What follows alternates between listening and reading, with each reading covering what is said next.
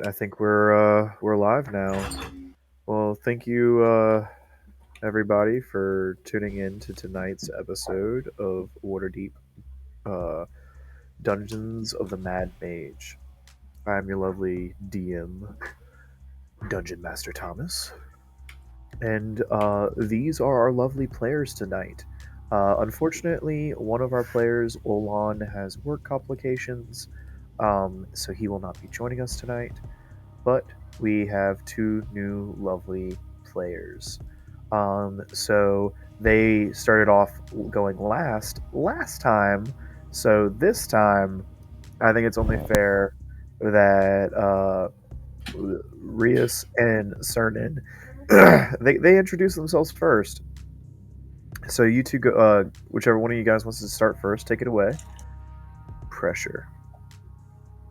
Okay. Hi, I'm Craig Lothlemy. I will be playing Cernan Valtera, an enchantment wizard.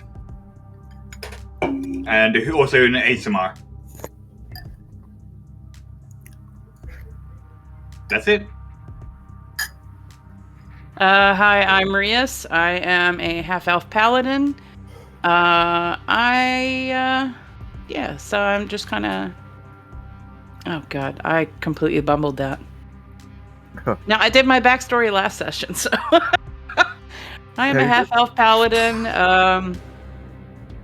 lawful good,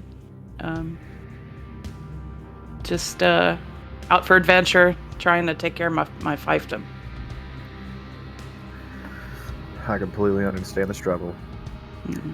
Who's up next? Why is my face half out of my circle? This is pissing me off. I gotta delete this page. It's your camera angle. I tried adjusting, and I'm still...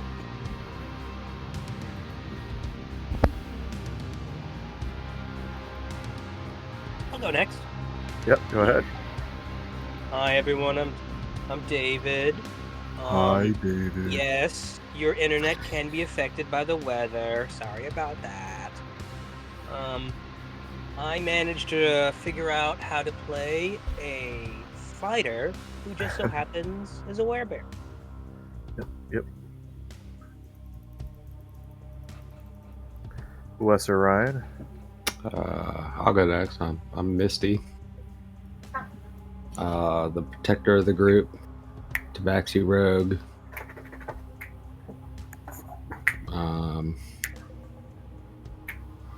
I kill things. I like it in the dungeon. And that's about it.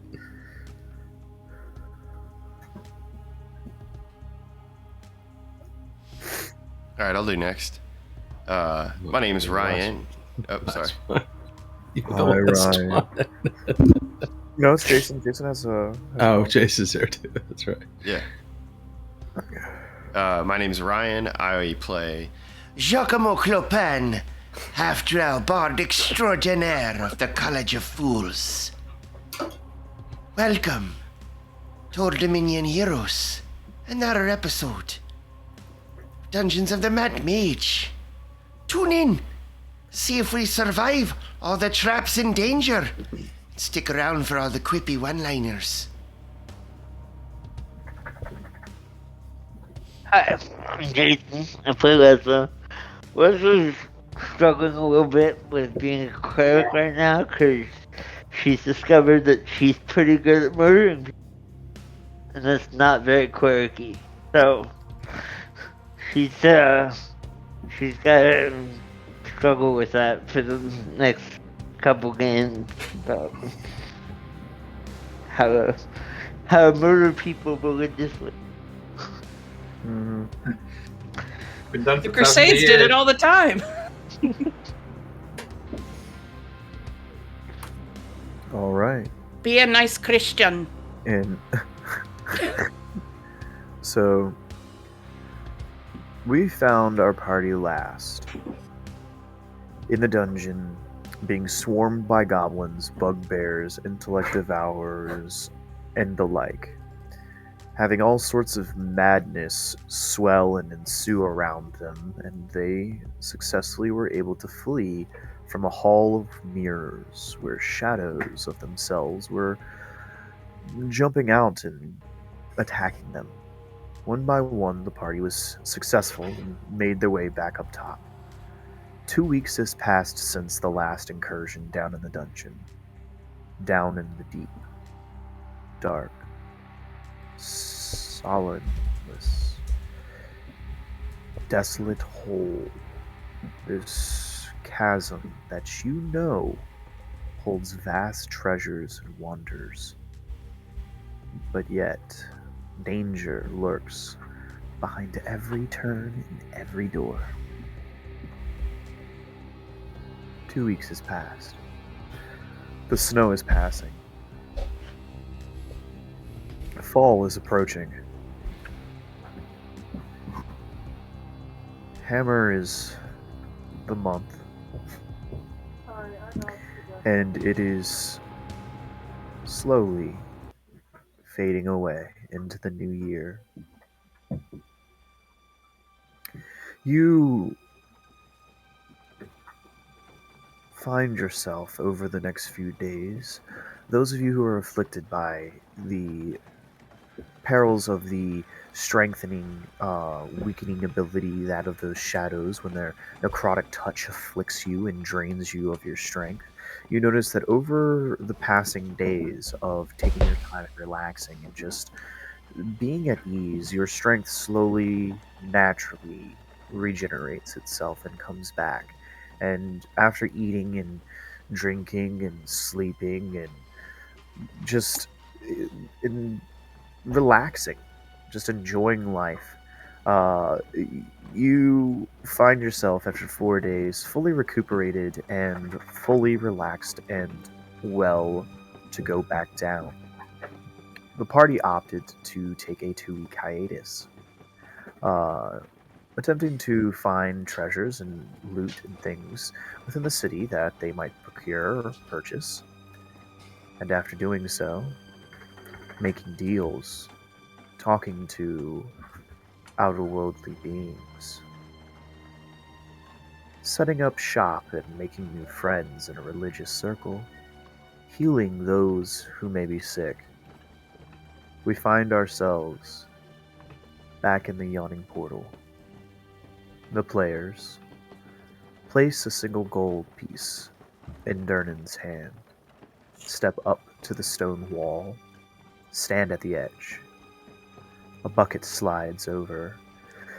Everyone looks at each other in the eyes, knowing what this feeling is, this meaning, this sense of urge. You feel this rush.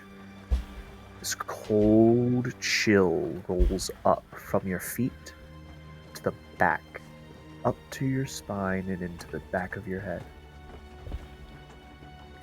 This cold chill, this yearning. You place your feet one by one in the bucket and grip tightly onto the chain and descend down into the deep. Here, we find the party starting at the entryway of the dungeon. Here. I have one quick question. Mm-hmm. So I'm the only one that spent 4 days away from the manor, at least. Mm-hmm. Did everyone else get a good rest? Giacomo did. Waifu spent a couple days at the temple. There would have been a few restless nights, but Send ever since that night, Giacomo, things have never been the same. Giacomo, you no longer afflict people the same way as you used to. Those people who walk amongst you are not suffering from the effects of a benefit of a long or short rest. You do not strip that of them. That is gone. You're no longer attuned to the Stone of Galore, but you also don't have its benefits. You can no longer pull on its infinite knowledge, its lore ability. You cannot speak directly with him as if you were touching it, but you feel his presence in the back of your mind. A deal had been struck. A sacred ritual had been performed. In ancient magics, that which the likes that you have never seen flow through you. And over the next week, you have these pathetic nightmares, horrific dreams, floating through endless seas and skies, voids of blacks with scattered lights in the horizon in the distance. You float through the astral sea. Blues and purples and greens float around you, almost like a Aurora Borealis effect cascading across the night sky. You hear and feel these thoughts, these feelings, these sounds that aren't clear to you, but yet the meaning is still understood. Images and pictures form in your mind. You learn how to weave magic in a way that some would call twisted and profound. Profane? Is that the technical? Profane, yeah. Twisted and profane. Some people would call you an abomination, especially that which magic you tap into is that of the outer realm, something of the far realm, a distant place and void of unknown and twisted knowledge, that which has been lost and never seen. People who stare into what you have stared into, Giacomo, will go mad. Yet you live, solid, and still the same. Nothing has affected you. Not yet. There are these gifts that you have been given, powers that have been granted to you.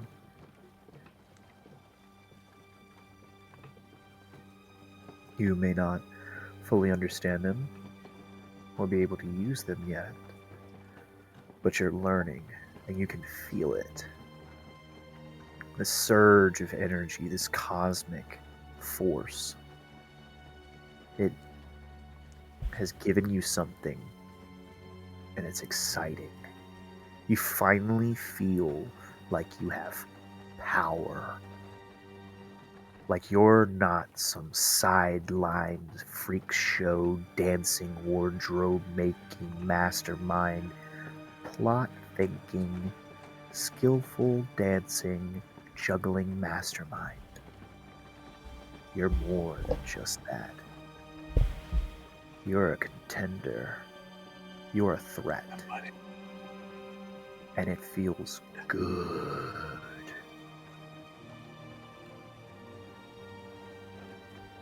As for Lesra and Rias, Uh-oh.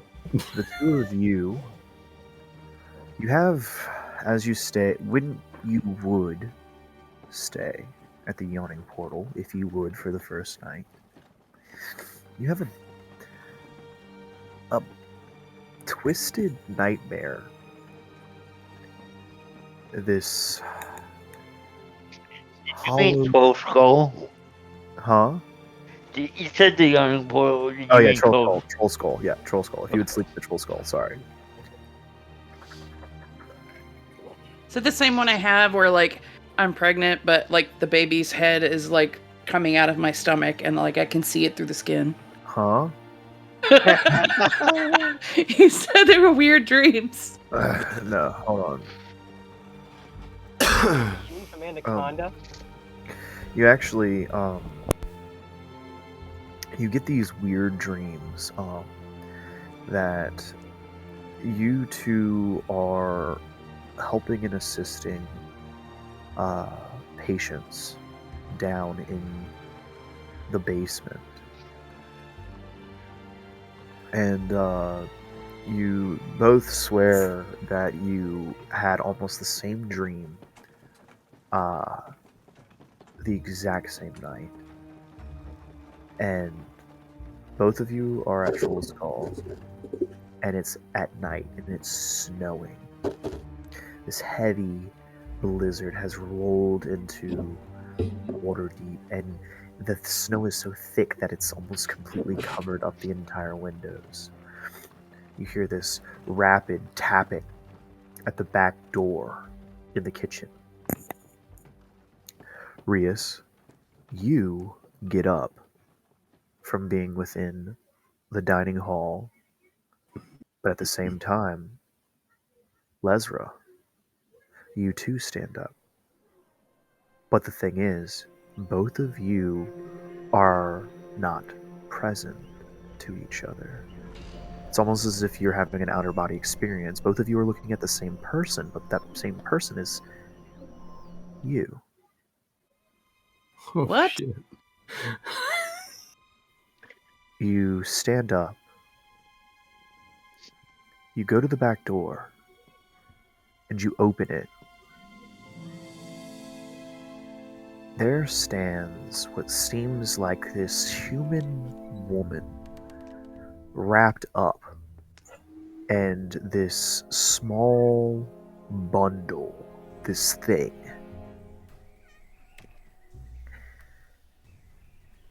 She says, "Please, I need a cleric. Can you help me?" Both of you respond, "Yes, come in. I'm happy to help. Please, to the basement." The woman holding the bundle goes down. You descend down into this dark, dusty place. You know it to be well kept, well lit, warm, but this place is cold, wet, damp, and moist. This smell of mold and rot lingers in the air. You hear heavy breathing, a panting of something, someone standing in a corner, moving, shuffling, this hulking mass. The woman descends, frightened, but yet still concerned over her bundle. You lead her over to the table. She places the bundle down. You hurriedly, worriedly open it up. And when you look in, you see what appears to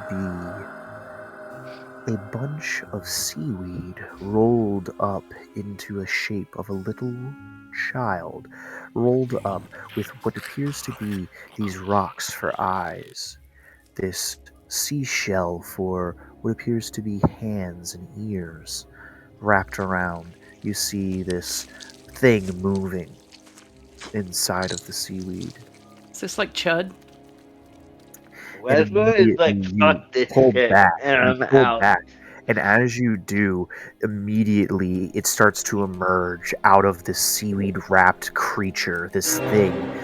These eels, they start to burst out of this seaweed wrap and start to flail around the floor. You look over into the corner, and there bursts forward this massive, hulking, lizard-like thing that has these slimy fins and tendrils pulsing off of its face, flaring out these gills, these sharp, pointy fangs and teeth screaming and scratching. Chained to the wall, it looks like a fish, but yet a man, screeching and clawing out at you. And that's when you wake up. Oh, Greg. Oh, Baby Greg. This baby Greg. I was going to say, this is the worst hibachi ever, and I will be expressing as much in my Yelp review. Worst hibachi ever. But luckily for you, Baby Greg. this is the only dream that you have. Lesra, you know these to be very common here with Giacomo. But So this was my dream or Lesr's dream or this both was our dreams? both. We both Both. had it. Oh, okay. You both had this dream. Okay. So, I mean, Leslie's been whole time- creeped out by Giacomo for a while. Yeah. Like, But So, the whole like- time, just so you know, it felt as if something was always watching. These three glowing eyes. Almost like this, like a blue fucking or a go green baller. or a swirling. You're uncertain. And these eyes constantly follow you. You feel these soaking wet, slimy tendrils kind of placed gingerly on your shoulders here and there, on your lower back, on the back of your head. You'd try and you'd look behind you, you'd go to look, but when you would feel this urge to look the opposite way, as if you were being And directed. Like a Could puppet. Leslie do something You can after try. she had this dream? Yeah. She would go bust into Giacomo's room. Yeah. What the hell would you do to go? Well, you would know, Lesra, that these dreams, since you got the stone, have been a common occurrence. Oh, I know. And But when- not like this creepy. no, they've been like this. You don't remember the tentacles, like, freaking, like, consuming y'all and, like, I y'all, think that was like, before I drowned? came Oh, okay. Yeah. Yeah. That's So why this, I don't sleep there. this is normal. This is just, you know, the basic ABCs of being around this stone. I Yeah. wake up and I have the sudden urge to make a baby bottle of Bailey's and like test it on my wrist. Do we have any eels? All right. So Is there any nori? all. Oh, actually, there are three people that I haven't gotten to. So, Suchi and Cernan. Suchi, you over the next 2 weeks have spent your time hunting and searching for things, shopping, and trying to improve your marksmanship and your guns. Times have been very hard in finding steel at this time.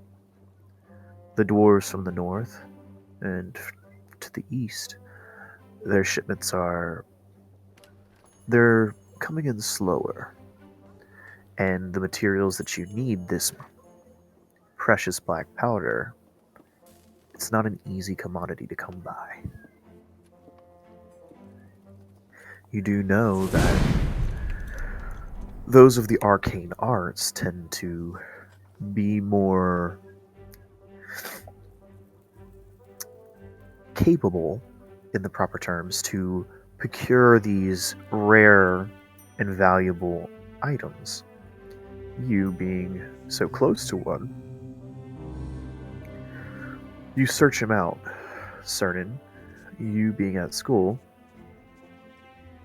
Suchi would have come to you eventually and asked you if you might have any idea of any of this so-called black powder, this commodity that he so preciously desires.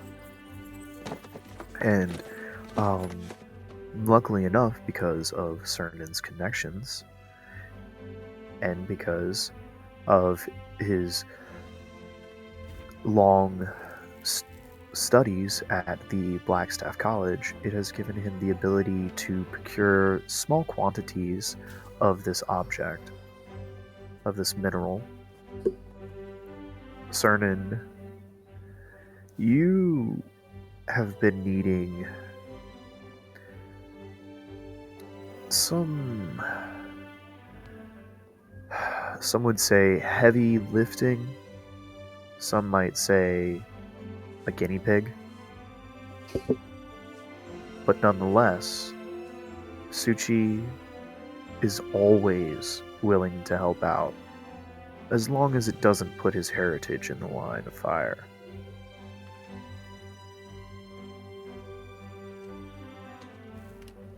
Werebear blood is very valuable and a very useful commodity. It can be used in crafting and manipulating spells, as well as understanding particular diseases and understanding that his, in fact, is not a disease. It is actually, in fact, hereditary. He is a true born and blooded werebear. Some might even say he was born a bear before he was born a man. But that's to be determined by his family, which werebears tend to be mostly alone, and they view their gift more so a curse, only because of the fact that the beast does take over once a month, and someone must die. And that is his true burden. That is the true toll of being. When was the last time he tried to kill me? That was a month and a half ago. Oh. No. That was 3 months ago, 3 to 4 months ago. Oh, okay. Because he's been gone for quite some time. Alright. Yeah, he's been gone for like months. Like months to almost a year. Okay. I'd say, yeah. Alright. I mean, I'm not in the clear, but still. Yeah, no. I mean, honestly, like, I think 2 other people in the party are pushing close to evil. But Cernan, Olan and you would be called to the Blackstaff Tower. And the Blackstaff would pull you two into a room with a what appears to be like an indented table. It has like a recessed table that kind of like concaved inward, and floating in the center, kind of up about 2 feet off the table's surface, is what appears to be this large glowing crystal with like 20 or 30 of these different glowing crystals that float around it. And she says, "Do you see these crystals? They're quite unique, aren't they? They're beautiful when they're together like this. But," and she reaches up and she pulls one. She says, "But they're all connected, you see. They all desire to be together. Their energies pull them together."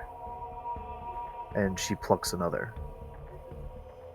She tosses Cernan one of the crystals, and she takes the other in her hand and she taps the top of it, and you see a static electric charge ding between the two.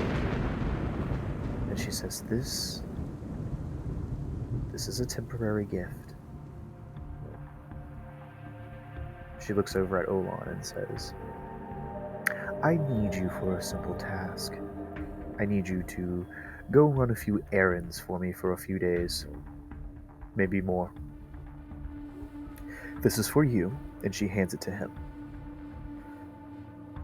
She says, "These crystals are charged to one another.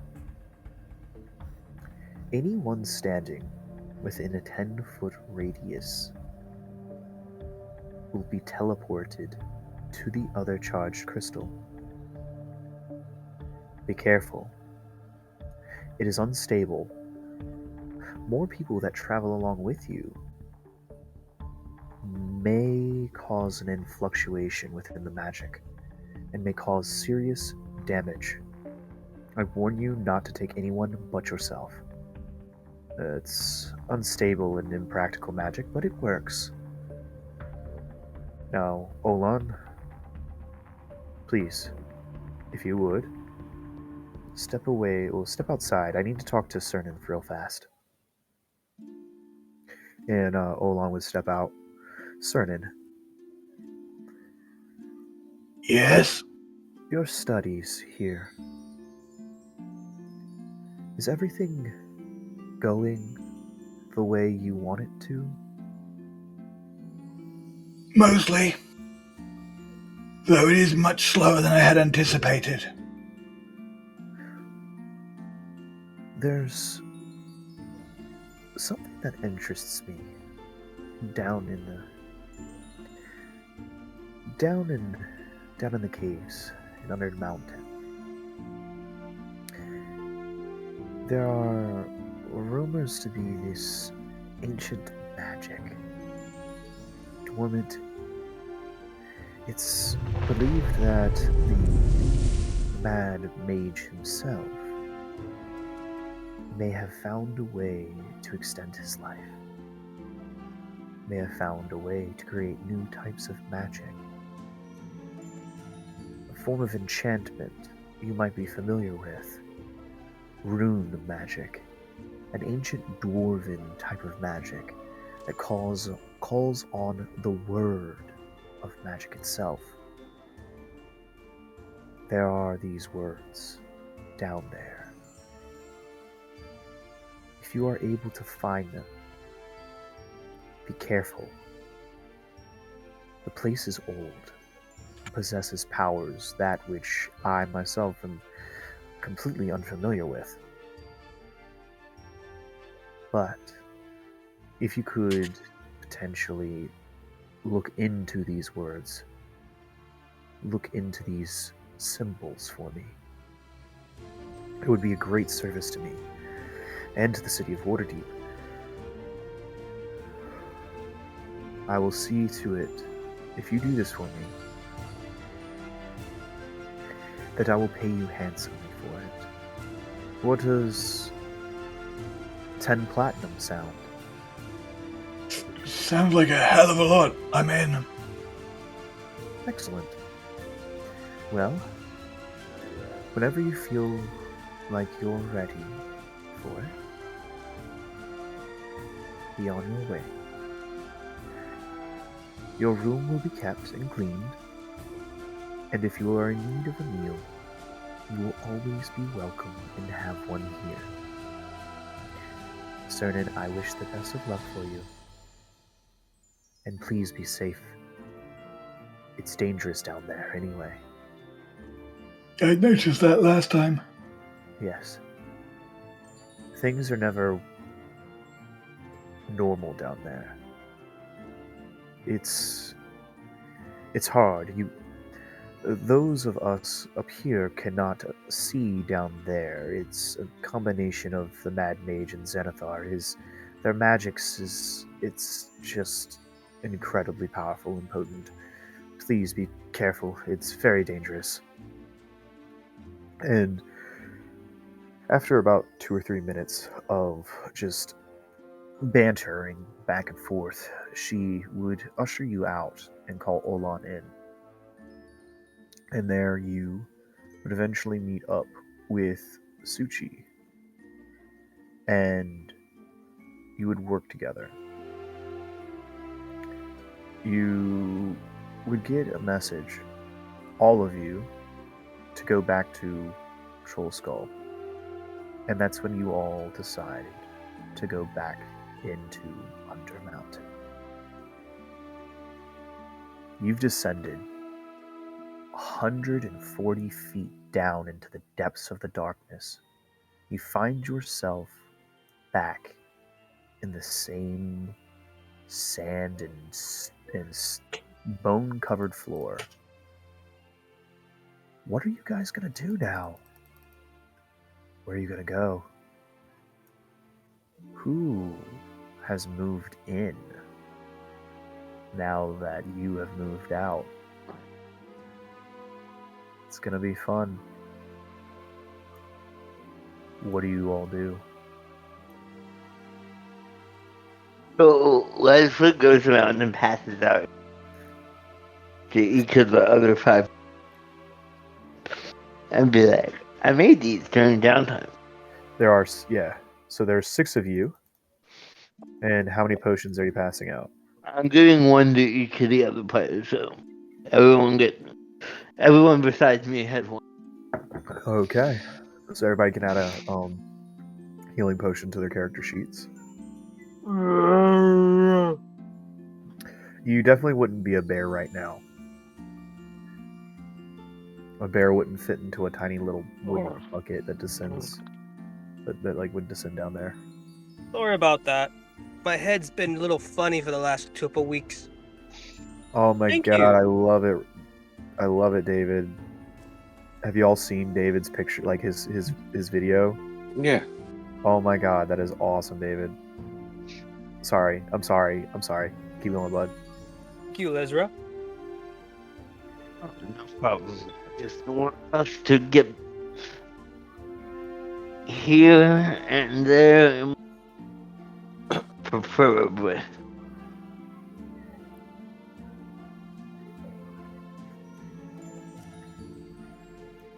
So, all of you have come back to this dungeon. What are y'all gonna do? Are you gonna go south and head in the direction that the wannabe vampires suggested you go? Or are you gonna go north through this massive chasm that they said to be careful, that they fought a bunch of giant spiders? Well, I think it's a democracy, but I vote that we check out the North Passage and look at some spiders. What do you guys think?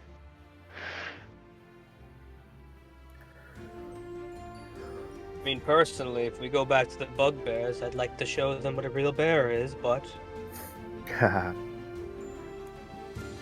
hopefully I'll stay mentally awake this time.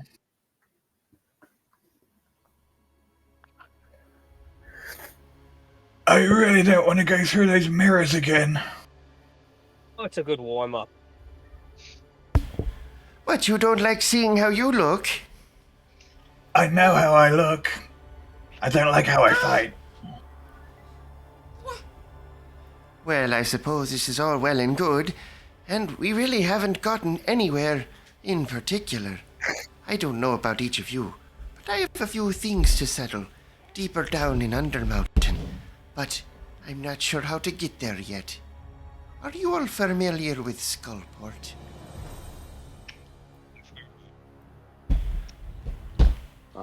Are we? None of you would be familiar. Well, no, Giacomo was told by the bard, Three Strings, If you who were revealed his told, name. doesn't mean you're familiar with it. I'm not either, but I know the name of it. I know what it is, because Merrick told me. I just haven't ever been. Well, you see, it's the strangest thing. Apparently there's somewhere down here by the name of this Skullport. I don't know exactly what it is, but there's someone there I have to meet.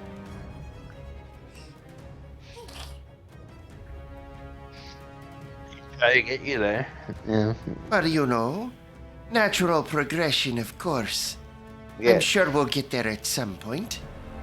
But I agree with the wizard, even though I do much admire my own appearance. Giacomo doesn't really feel like talking to other Giacomos tonight. Well, we can go north and avoid the Hall of Mirrors.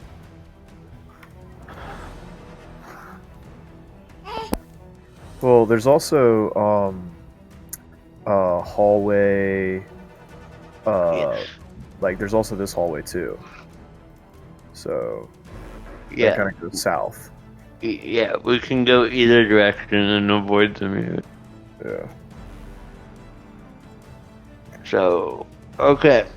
Go roll a d6 evens odds. Well, are you waiting for one of us to call? Probably. Okay, call it. Odds. It's even. Well, there So you go. Lady's okay. choice. We're going north. You're going north? We're going north. Alright. So I'll go ahead and move you guys through. Y'all get to 6A, right? Y'all get to here. And as you get to here, immediately you're met with a couple of familiar faces. You notice that there's one person kind of standing at this hallway. So we've been here before, right? Uh-huh. Yeah. There's one, Not all of us. 2, and then 3. So for those of you that this Have is we like been here new before? encounter, Well, yeah, of you- course we have. This is where we met those wonderful vampires. So Oh, show okay, up. yeah. So 6C was the room. Okay, gotcha. Yeah. Gotcha. So you show up, and there are these 3 massive statues. These statues point and face to the eastern wall, facing towards the door which you walk into. And there are what appears to be 4 individuals. That one person's kind of standing up on the feet of the statue, and like looking down at y'all. Another person walks over to you, and another person's kind of staying in the back, and another person's staying near the door, like kind of opens to you. And you look over at them, and all of them have like this black,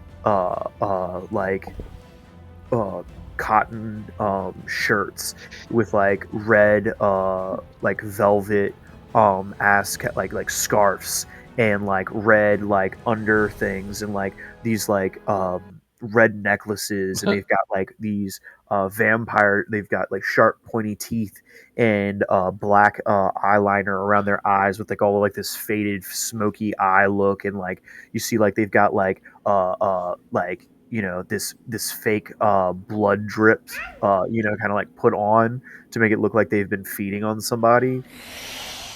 And they look over at you and they go, "Oh, it's you, our friends. Welcome back to the den of vampires.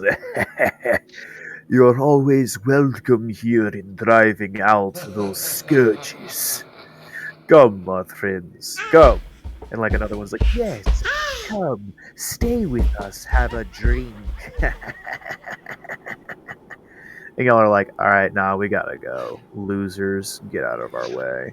And Bunch of dorks. I'm gonna be Yeah. like, are these good vampires or bad They're vampires? they're One- fake They're they're fake fake vampires. vampires. Like one guy literally comes up to Oh. you. He like literally comes up to you and goes, "God, aren't they great? God, they said that they're gonna make me into a vampire him? in like 5 Look at years him. from now. All I have to do is just keep scrubbing the toilets and just Uh-huh. keep dragging out the bodies, and everything's gonna work out eventually." Good luck with that, Gizmo. You poor demented soul. You're demented. I'll get to live forever. You're gonna die old. I'm about ready to kill one of them, but I'm not gonna do it. Well, the last Look, time we were here, Leslie These killed like vampires, 5 of them. these vampires have done nothing wrong to y'all. I don't want to hear it. I know that's why I won't do it, but like I just look at him and just give him I'll give like a side eye. Leslie's like, you remember me? Get out of my way. Yeah. So y'all kind of push through, and they're like, "What are you doing?" I'm trying to move everybody to where I can get everybody in a safe spot. Step. All right. Where is it? There we go. All right. Zoom. Boom. Boom.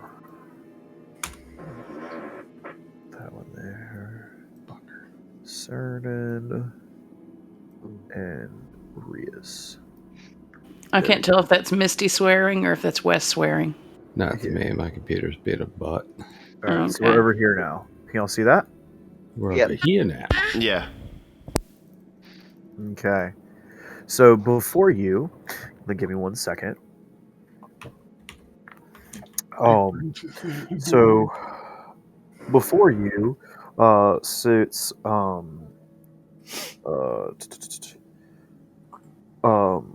sits the remains of what appears to be a large flesh golem.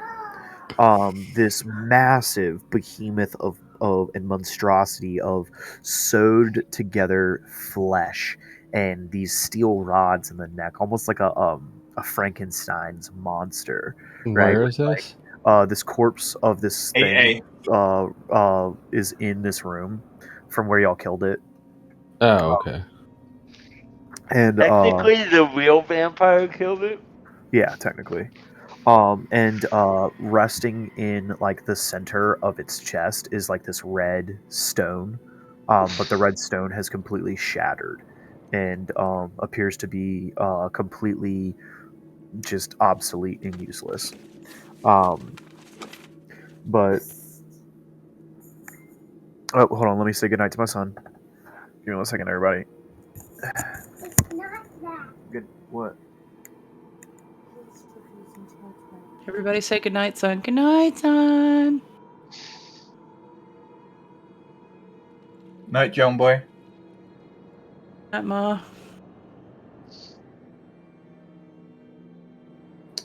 Yeah, David made a good point in chat. Everybody make sure you took a long rest.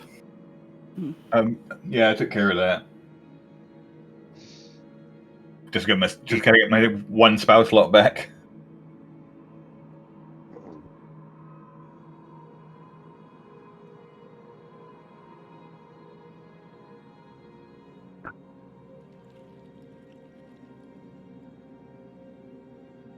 Listen, what I've been.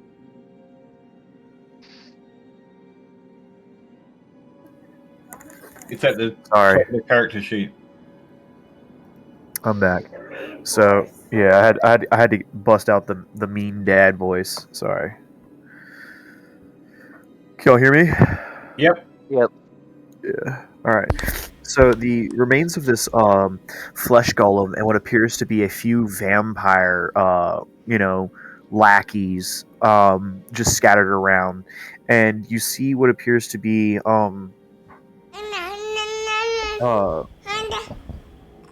like these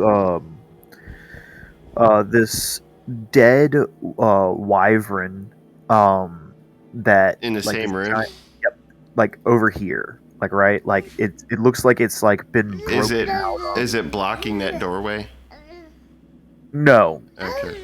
no, it's like in between y'all and the doorway. Like y'all can go around it, but there's like what appears to be a circular orbular crystal ball that has shattered and broken, and the remains of this massive rotted leather winged wyvern, just the bone and like this rotted bony stinger of this wyvern are the only things that are left that remain, and the scattered pieces of this like clear crystal shards. You also see this to the south end, this massive throne, this bone throne, with marble steps that form a dais upon which stands a large, high-backed throne made of interwoven bleached bones. Each of the bones are beautifully carved, and there are these amazing, beautifully detailed armrests that are resemble that of snakes. Wow. And like snakes with like their fangs bearing. And then there's a bunch of torches that align the back wall, and then along the edges of the wall here on all sides, and like tabards that match that sigils of those of the vampires in the area.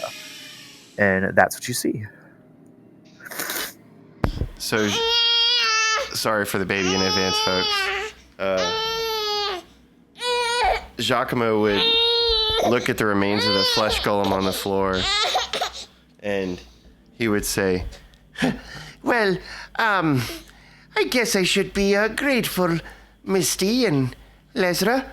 You all made short work of that fleshy monster beast thing. Well, I sort of, well, I guess there's no good way of putting it other than ran away. So, thank you for that.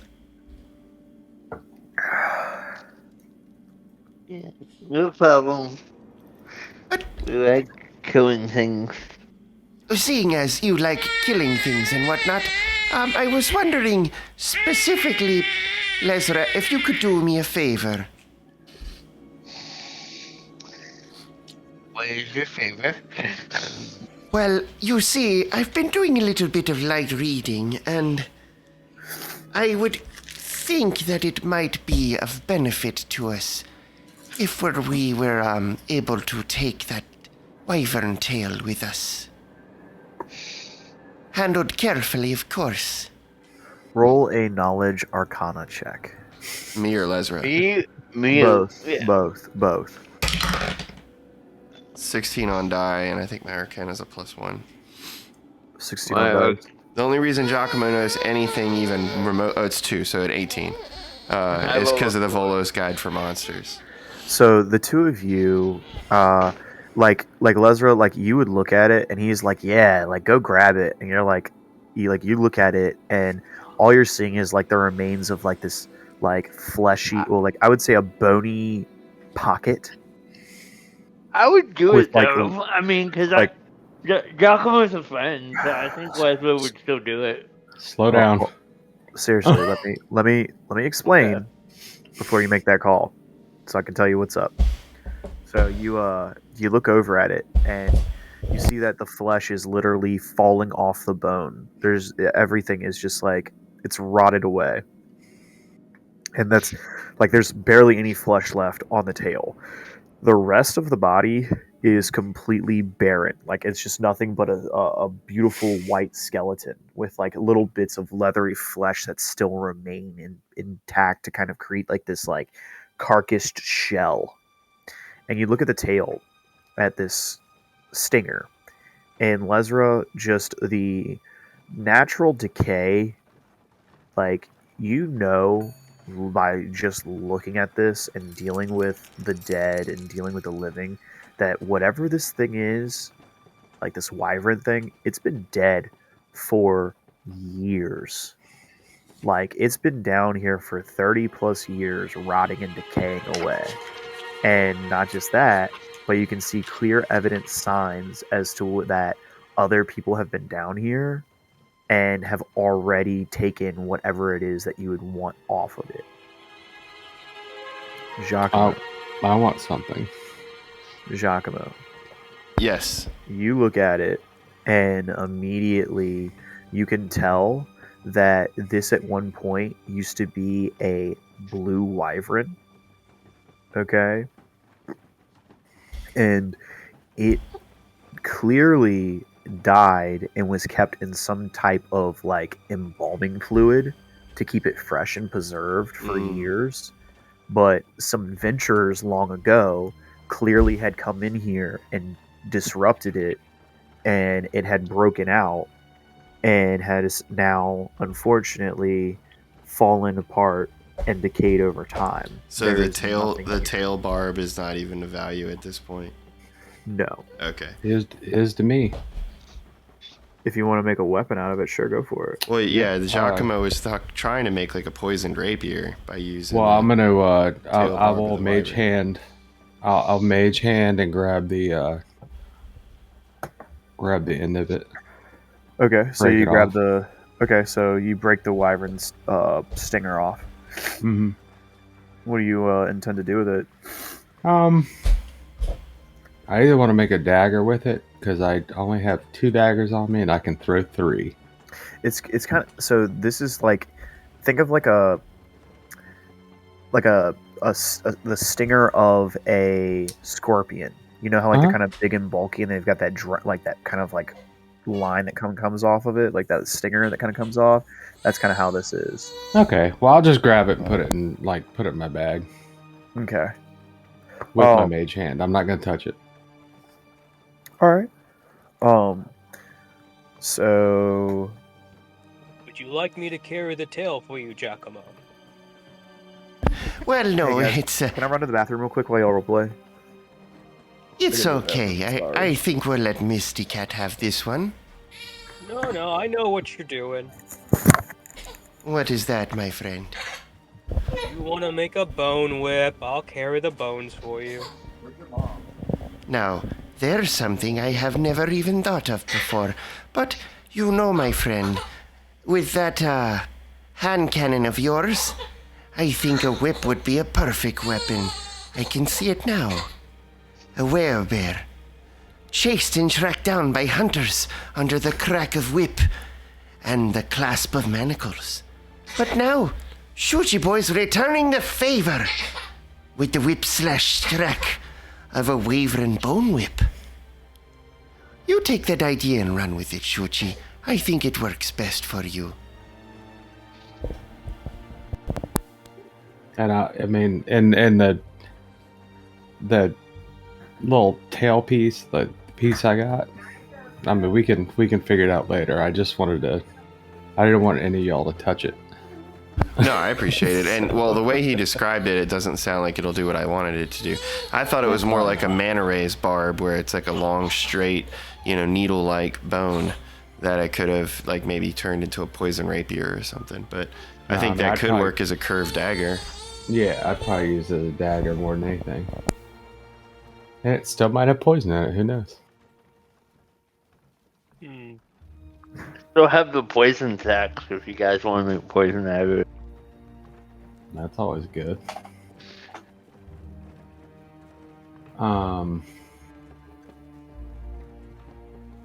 What did he say? There was like a red crystal or something in there too that was broken. Yeah. Yeah, a shattered red orb in the throne and a broken crystal ball next to the wavering body. I'll go ahead and I'm gonna go ahead and grab the crystal shards, put them in my bag. From which crystal? The red one or the red ball? ones out of the red ones out of the wire. I mean, I'll grab all of it. I got my strength back, so I'm good.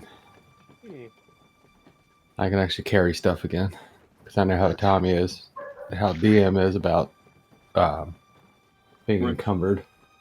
Yes. I guess I'll take my mace and break off that tail. Hate to waste the dead animal.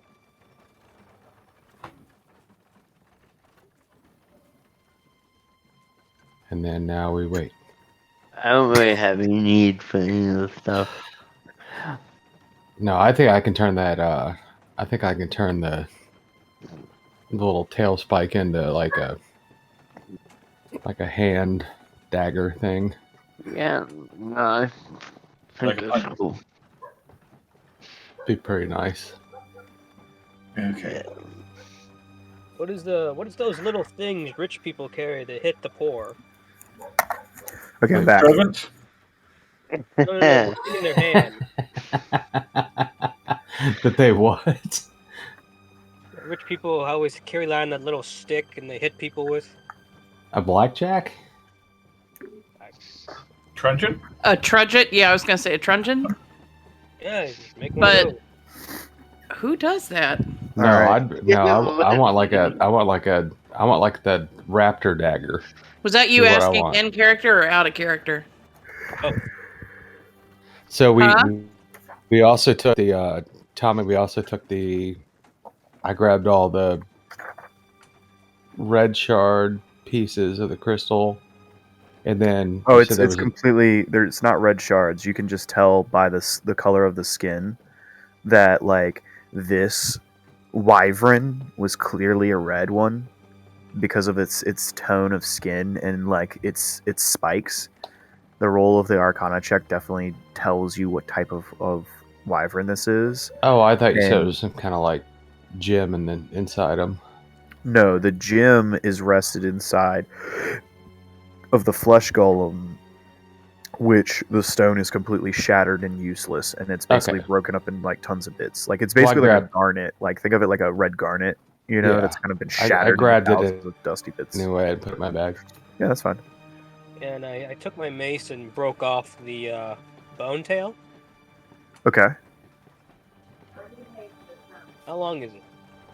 So the tail of this thing is going to be like 4 feet in length. Nice. Like if you were trying to make like a bone whip, you practically could. If See, that's what I said. That was the That's that was literally the what I reason said for him to taking it.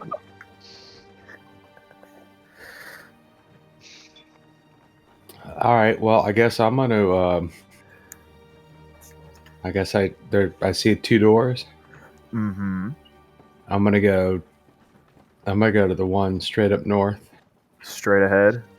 Yep, straight up north, and then I'm gonna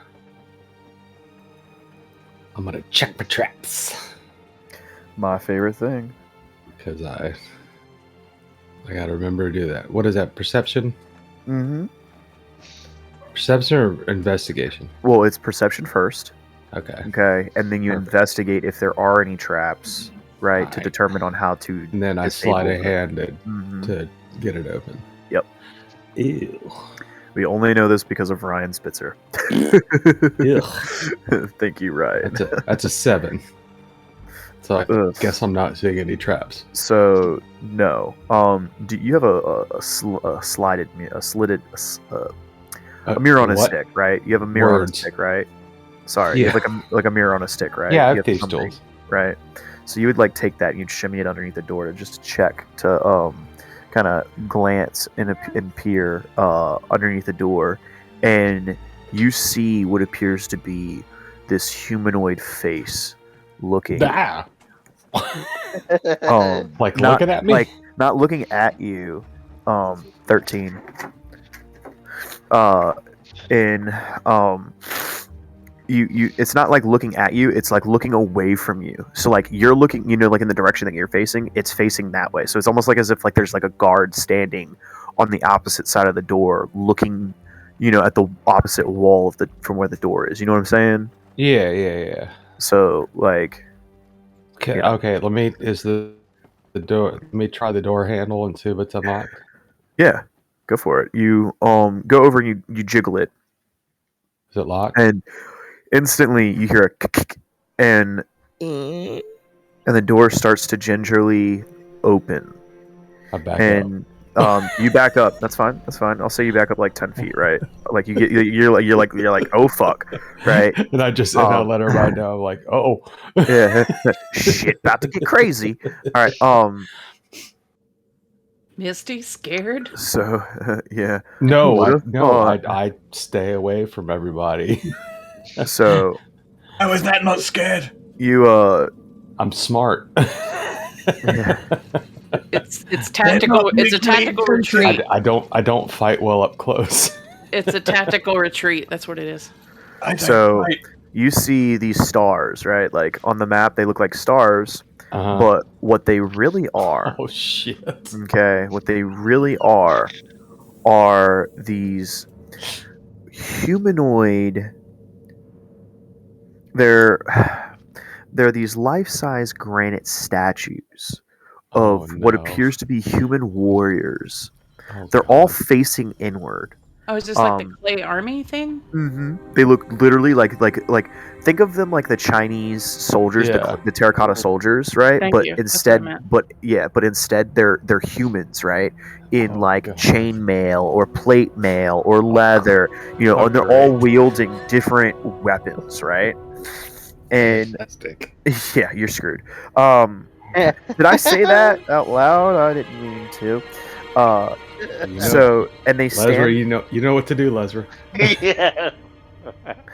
But they all stand atop of this so think of it like, you know, like risers, like there's like one level and then there's like another level. So like there's like two pedestals, like two risers on each Uh-huh. other. So there's a riser and like a 2-layered pedestal that goes along the entirety of the wall, right? Of this God. wall back here and along this wall here. and that's where all of these statues sit. 5, 6, 7, 8. 2 layers. So 1, 2, 3, 4, 5, 6, 7. If you want to go into the hallway more, you can. I am walking in that motherfucker. Right, it's your choice. Right. My gonna wife's send like, Les- "Don't do it."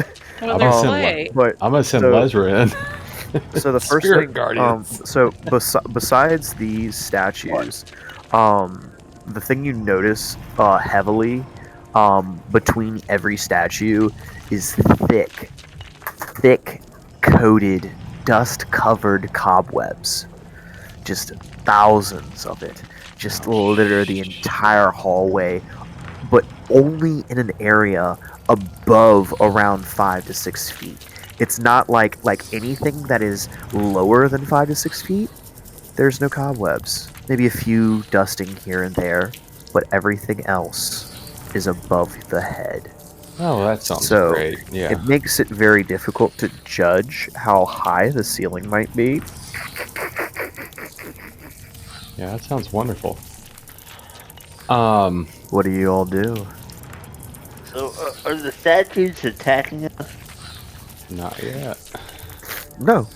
Literally, all that's happened is he Look. well, I just mean, look she, not he. Scary as shit. Yeah, she literally opened a door. There's all of these like terracotta soldier statues facing each other, lined up down this hallway. Alright, I'm gonna cast Mage Armor on myself. Okay. Or, I mean, not Mage Armor. Blade Ward. Okay. I rolled a 23 for stealth. Okay. And against my better Hold on. judgment. Let me roll something real quick. Okay, I rolled. Against my better judgment, I'm gonna Uh-huh. try and sneak in and go like Right or like, left? I'm gonna go left. I want to go like here. Okay. So like, do you get anywhere near these statues? I'm gonna not touch them, but I want Okay. to go like like over here. Let's roll.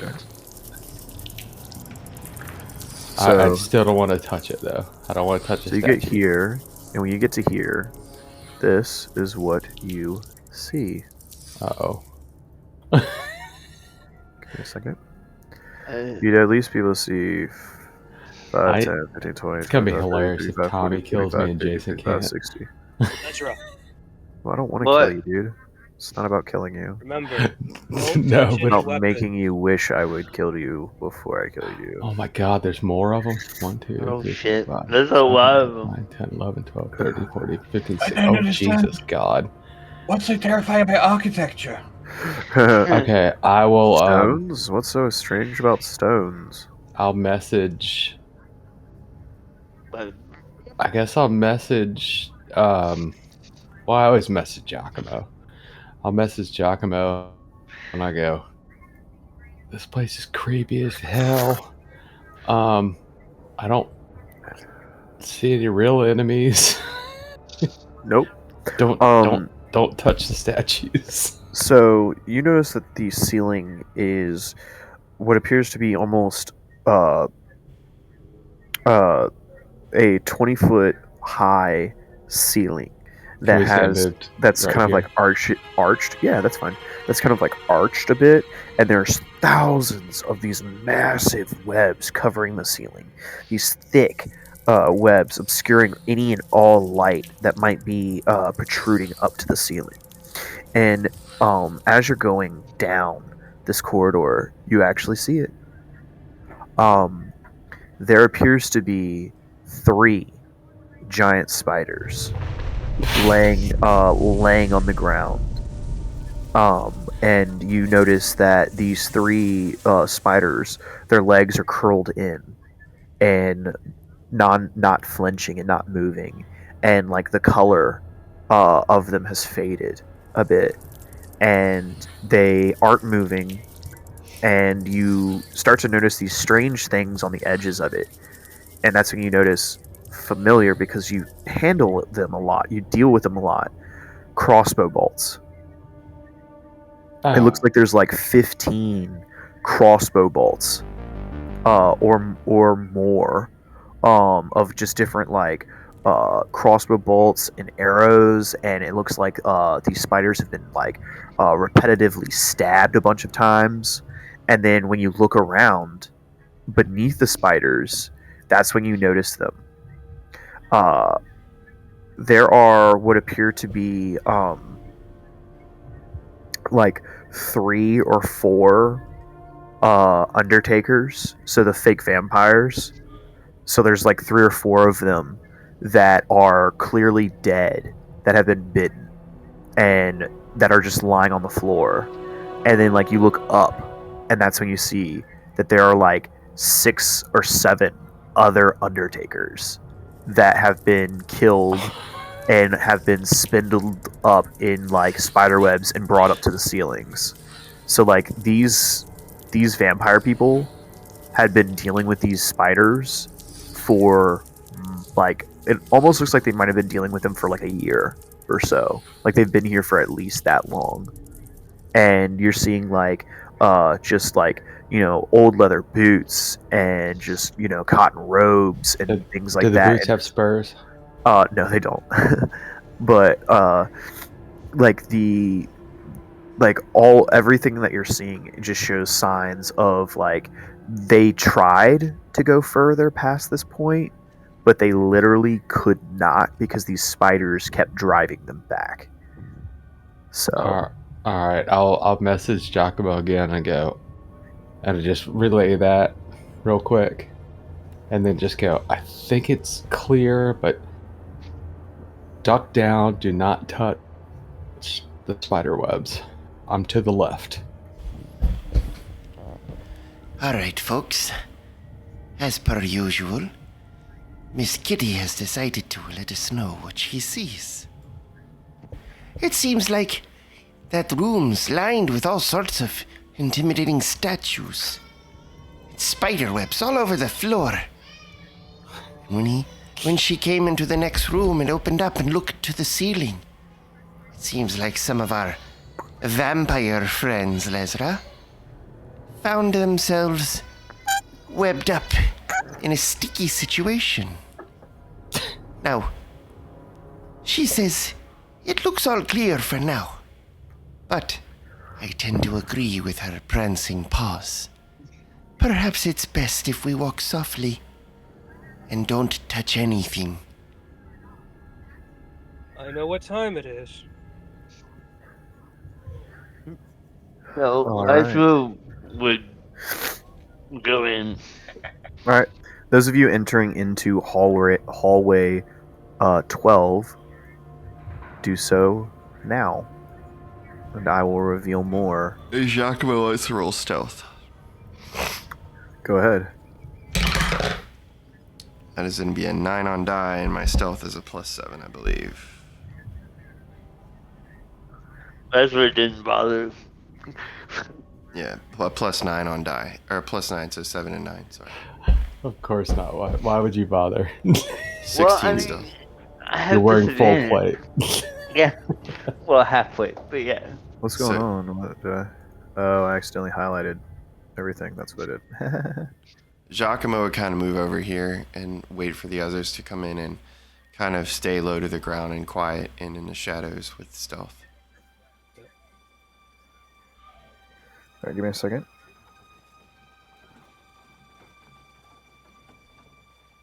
Did y'all see Lesra move? I move. Yeah. I see you moved on the. Oh no, she strolled right on in. That's weird. Because me rolling, I roll stealth with disadvantage. Just doesn't make any, like, yes.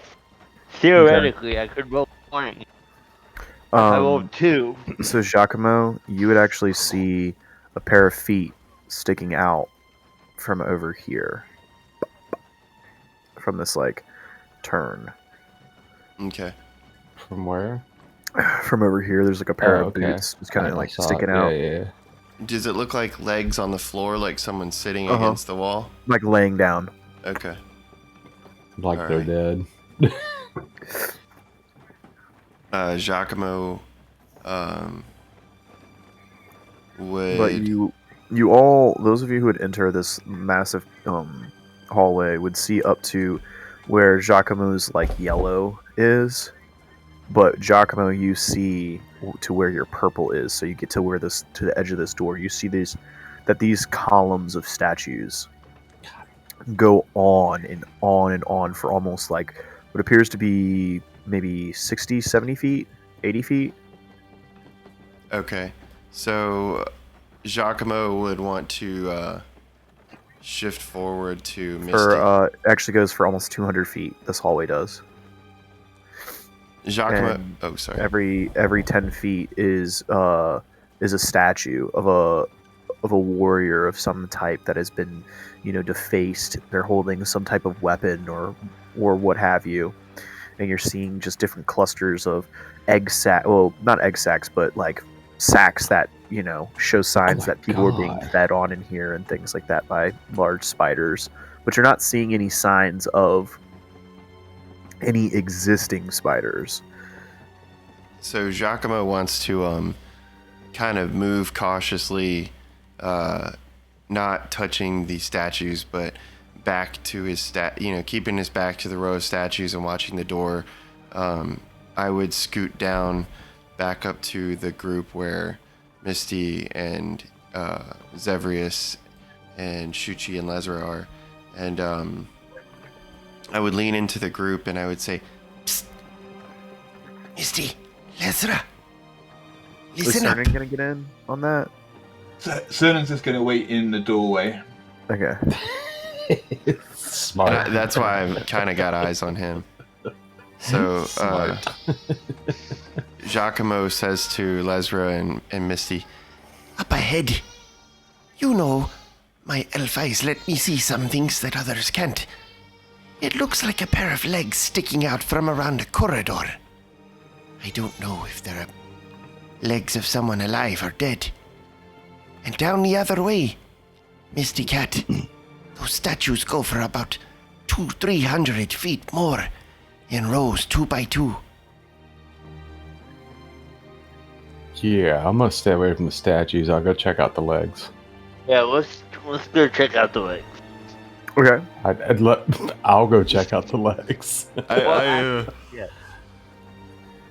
do like a hand signal to them silently, like I'm watching them, and then I look back at Cernan and I give Cernan a nod and the gesture of like 2 eyes, like I've got my eyes on you as well.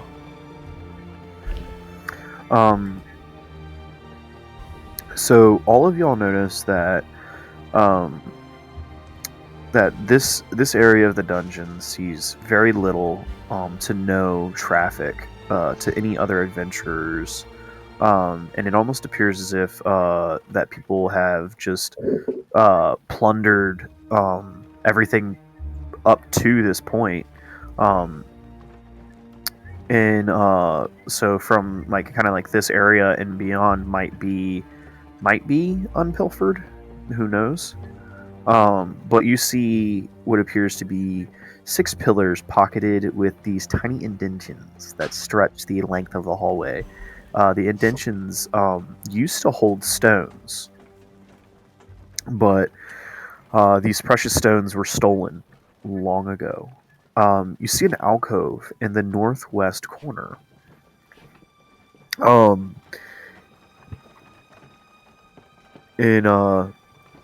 As you approach, you notice, we'll say you get like right in like here area.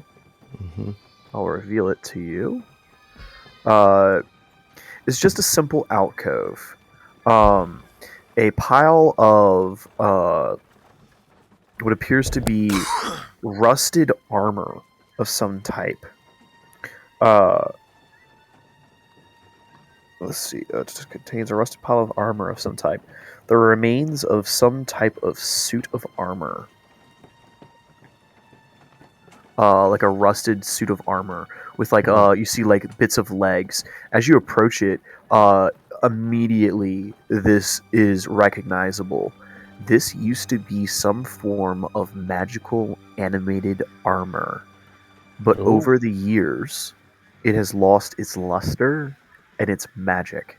And it now has become just a heaping pile of rotting metal. Well, rusting metal. And you see a pair of leather boots just sitting there. What are you going to do? Are the boots cool looking? I mean, the boots have a few holes in them and the soles have been worn out.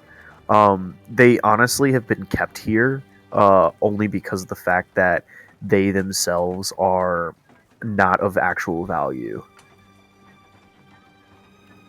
I'm still gonna go investigate the body. So you go over and there is no body. You check inside the armor. It's just armor. It's old armor. It's an old suit of armor that's been And- set here. And I'm just telling you that the book is just saying what it is Okay. it used to be a long time ago a monster. It used to be a magical monster known as an animated armor, right? Well, over the years, okay, the magic has just worn away and it has now become just a regular suit of armor that just has laid here and has just rusted away. And anything of value has been kind of picked clean. And you're noticing that, like, there's a few footprints that kind of lead up to it, but nothing kind of leads down this way. And there's, like, a pair of footprints that lead over here. Okay? But nothing like you would have seen in here. Like, you would have seen that there's an alcove over here as well. Oh, okay. Well, I'm But still there's gonna this. grab. I'm gonna grab the boots and put them on. Okay. So you put the boots on. Is it like a kid wearing like big boots? Yeah, no, well, it's more like these shoes don't really fit you very comfortably, Yeah. She is Puss in Boots. and Yeah. like you can like your big toe sticks out of it. It's and like you just kind of like push your feet through it, and it kind of turns it into like flip flops. Okay. Well, I guess, and I saw something down towards the south. Footprints, No, there's no But- footprints. There's Okay, none that but- lead that way. but or this side that I didn't see before. So there's the footprints that lead this way. Okay, I'll go back over towards this way. Does anybody else want to accompany him? Her. Her. Thank you. Sorry. Doesn't matter. I stay by Lurza and the light. I'm I'll gonna follow her. cast protection from good and evil and also follow Misty. Okay. Let me. Where's my sheet? So as the three of you approach this room, you smell it. It is very pungent, and the smell of rotting flesh, and oh, Bless you, Somebody's- Jesus! You somebody- scared the Gosh. shit out of me. Sorry. Somebody's got dinner. But you smell like these horrible putrid horrible putrid stench, and it's when you round Am the I- corner is when you see it. This Do my corpse, spells- and it's somewhat fresh. Like you'd say it's probably at least 6 months old. Of this ragtagged half-eaten vampire person. Yum.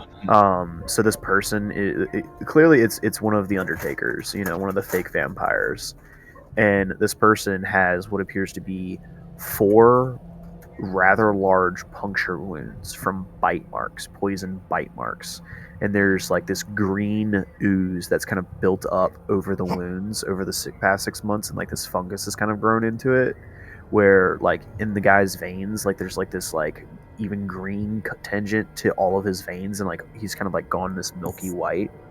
Oh crap! Now I can't And- eat it.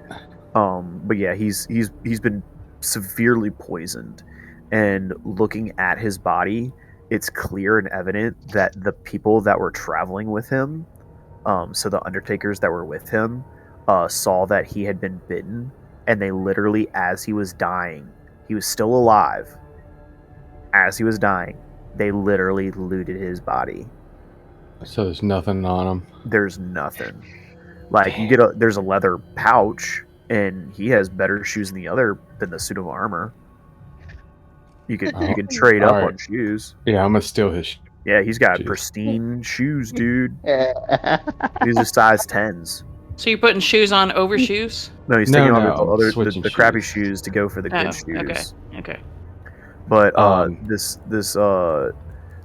Undertaker, he's got leather armor on, but it's completely ruined because of these massive, spider bites that have punctured the leather and whatnot. But Is there anything else in the room? Yes. Here. Right here. You all see what appears to be a stone gateway, an archway, a tunnel. I'll send a message to Giacomo and just say, "Hey, there's a tunnel. Come on up." But don't be surprised if there's the dead body in here, and I got new shoes. So Giacomo would look across the dungeon at the doorway where Cernan stands, and he says, Well, my friend, safety in numbers, shall we? and I kind of point, motioning for him to walk ahead of me. And then I say, It's okay. I got your back. And you don't have to worry about me stabbing you in it like the cat. So do y'all go through the archway and you head that way? I rolled a 30 stealth. I'll go first. And So I I'm rolled just an gonna, 18 perception to look at it. you peer down the hallway and it goes for about 30 feet and then abruptly just completely ends. And nothing looks weird about it. Oh, the archway is completely weird. It is 100%. Yeah, that's what weird. I was looking at. Yeah. It is not natural in any way. Like, unfortunately, you don't have the skill for it. Like, this is magic. Like, if this was divine, you could definitely determine what this might be. Can I roll an this is- Arcana check? Yeah, anybody with magic. And the wizard if you- roll an Arcana check? Yeah. Yeah, let me take a look.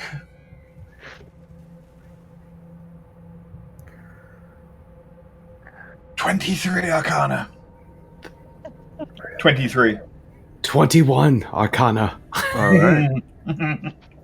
I'm built for this. This is my place. This magic is something of another make. You've never seen magic like this before. These pillars wrap the wall and come up to create this giant archway with these rotating toggles. You see these etched sigils that glow faintly, and as you approach the archway, the sigils light up faintly, but the closer you get, right, once you're within like a foot of it, the sigils instantly start flittering out, almost as if it's sensing that something's not right, that you might not be ready for something. And as it does, the sigils instantly fade away and become dormant. And you get the sense that something is not complete. And Cernan, that's when you start looking at it. This is not just a normal archway. This is a portal. Not to somewhere within this reality, but somewhere within another reality. This portal could quite literally lead to anywhere. Would I know that with my 21? You would as well. You would as well. You both would know that this is some type of portal. It could literally take you 15 feet away. It could take you to an extra dimensional place, or it could take you to a whole nother world. I'll just look at CERN and I go, I bet, kind of do like the 2 fingers in the eyes and point at him. I go, what do you think?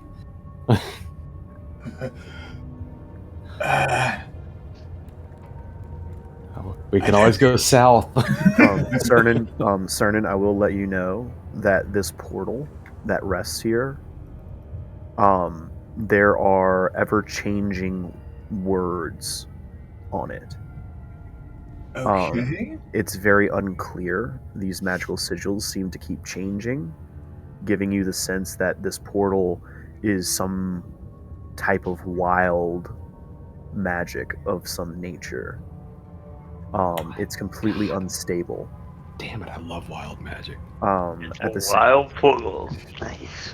At the same time, okay, there are some type of runic enchantments on these archways that have the ability of some nature to sense the potential of those approaching and to judge them whether or not they can handle passing in or out of this location.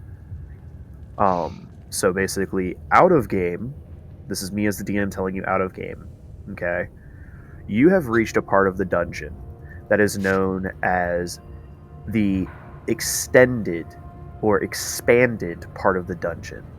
This part of the dungeon is where I, as the DM, say, are you guys tired of playing Dungeons of the Mad Mage? Would any of you be interested in playing a new campaign? Would any of you like to play Tome of Annihilation? Would any of you like to play, not Dragon Heist because y'all just got done doing that one, Storm King's Thunder, Sword Coast Adventurer's Guide? Would any of you guys like to do any of the modulars that I have? Because this gate right here will take you to anything that you want to do, anything you want to, anywhere you want to go, anything. That's literally what this thing does. Hey Ryan, should I do it? Should I put my hand in there? No, not now. Not knowing that. I am letting you know that the portal, as of right now, it's broken. Is inactive. The wild magic is inactive. Now, let's say, okay, and I'm just going to throw this out there. All right. Well, where does it go? Where does it go then? It can go anywhere. It can go anywhere. So I'm gonna show you what it says. If there's Tunnel no magic, leads to extended dungeon. The extended dungeon doesn't exist. This is literally a part that I literally get to make up, and I could literally go off and do whatever I wanted. So say, for instance, y'all get. Go ahead. But then we got to make you. Then we got to make you do all new maps. Yeah. Well, all that is like y'all literally say like, "Hey, Thomas, like we want to go to this extended part of the dungeon," and I literally go pick one of the modulars in the Yawning Portal, right? Like the book, the Yawning Portal, and I go pick one of those like 30-page modulars, and I literally take y'all on, like through that, like, and literally that could be through this archway, and and lead y'all to one of these extended locations, which is like it. If I stick my hand in it, would my hand? Nothing will happen. Nothing will happen. So like literally, if you guys like go up to it, as you approach it, the magic fades and becomes dormant.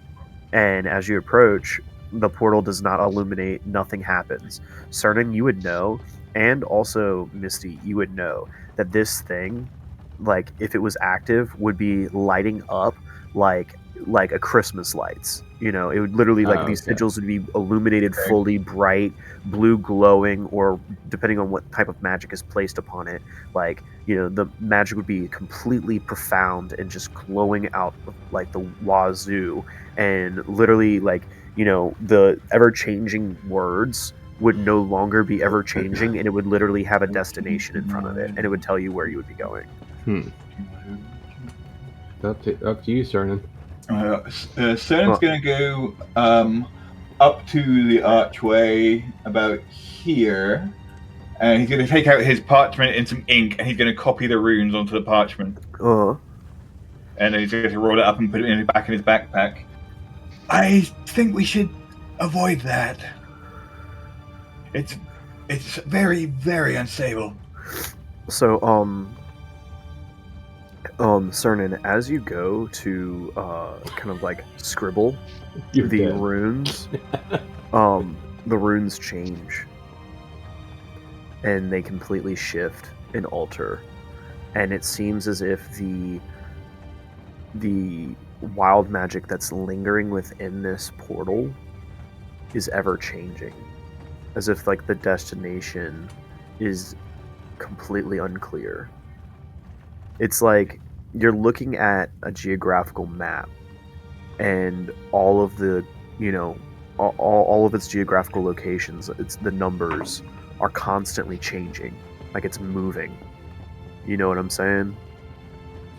Like, it's wild. I mean, that's literally it. Like, it's just wild. So it's basically like a Stargate, and if Mhm. we have the right magic. Yep, it's literally a like Stargate. this, Yep. No, what was that show with the guy? Stargate SG-1. No, the one where he he kept trying to get home, but he was Sliders. sliders. Sliders, yeah. With Gimli. It was sliders. I thought you meant Quantum Leap. That Quantum too. Leap. Quantum That's Leap no, too, that's yeah. what it was. Oh, okay. Both work. All right. Well, Farscape was space, man. but Take us back to Star Wars. I'll agree with I'll agree with Cernan on what he wants to do, and I'll let him also know that there's another path to the south. Yeah, I think we should take the southern path. What do the rest of you think? Or we could fight the 36 statues. Let's avoid fighting the 36 statues. It's not 36 statues. It God. is. I think it would be helpful to get a bigger lay of the land, so I'm game for diving deeper and avoiding a scuffle for now. Alright. How often do you guys fight statues? Look, Well, that's my thought, of course. Look, are you guys going to go to the south, or are you going to actually approach the 38 statues? 38 statues. God. I thought I think we should go south. 9A and south. I know what I want to do, but it's selfish. I want to fight 38 statues. I want to fight. Give me the experience points. Can we look into this room first? You know what? Yeah. Fuck it. Let's Suchi, do if you want to go over there, man. You Let's don't have to fight play. 38 statues. You ain't gotta play, second fiddle. You can, if you want to go exploring, go explore, Suchi. So you move over to the I need door. to stay by the light. Yeah, I mean there is cascaded light. You can still see it. Like there's still somewhat illumination. You can't move through a wall. I was about to say, look at you all walking through walls. Yeah, Are the circles in 9A pillars? Yes, they were pillars. Okay. Yeah, each one of these is like a pillar. There's 6 pillars that go down this hallway. Okay. And then there's 38 statues going down the northern hallway, down the eastern hallway down here. And the pillars had gems in them, but they're already taken out. Yeah, each pillar has like these like beautiful like socketed locations where gems would have been, but they have all been plundered. So you approach the end of 9A, right? Oh no. You're sorry. Suchi approaches this door. Yeah. And we're yeah. Suchi, you gonna open it? Yes. All right. You gonna check for I'm traps? about to Did my sneeze. spell cast? I'm about to sneeze. Oh, no. What? My spell cast when I hit. Yeah, it automatically goes off. You're basically casting it on yourself, which is free. Right. Oh, your protection of good and Yeah, evil? protection from evil. Yeah. Yeah, you're Oh, okay. basically casting it on yourself, so I don't really make you roll. It just kind of like auto happens, Oh, I It's thought that basically- there was like a time thing on it that. I think it lasts for a minute or 10 It's minutes. Oh, Jen. if you actually hit it on the sheet. There we you go. get Cast. So I think it's 10 minutes. Yeah. So it's still up. So right now, anything that's evil that would attempt to attack you instantly rolls with disadvantage. So it's Right. way harder to hit you, which is really Is that good. a concentration spell? Yes. It's a buff.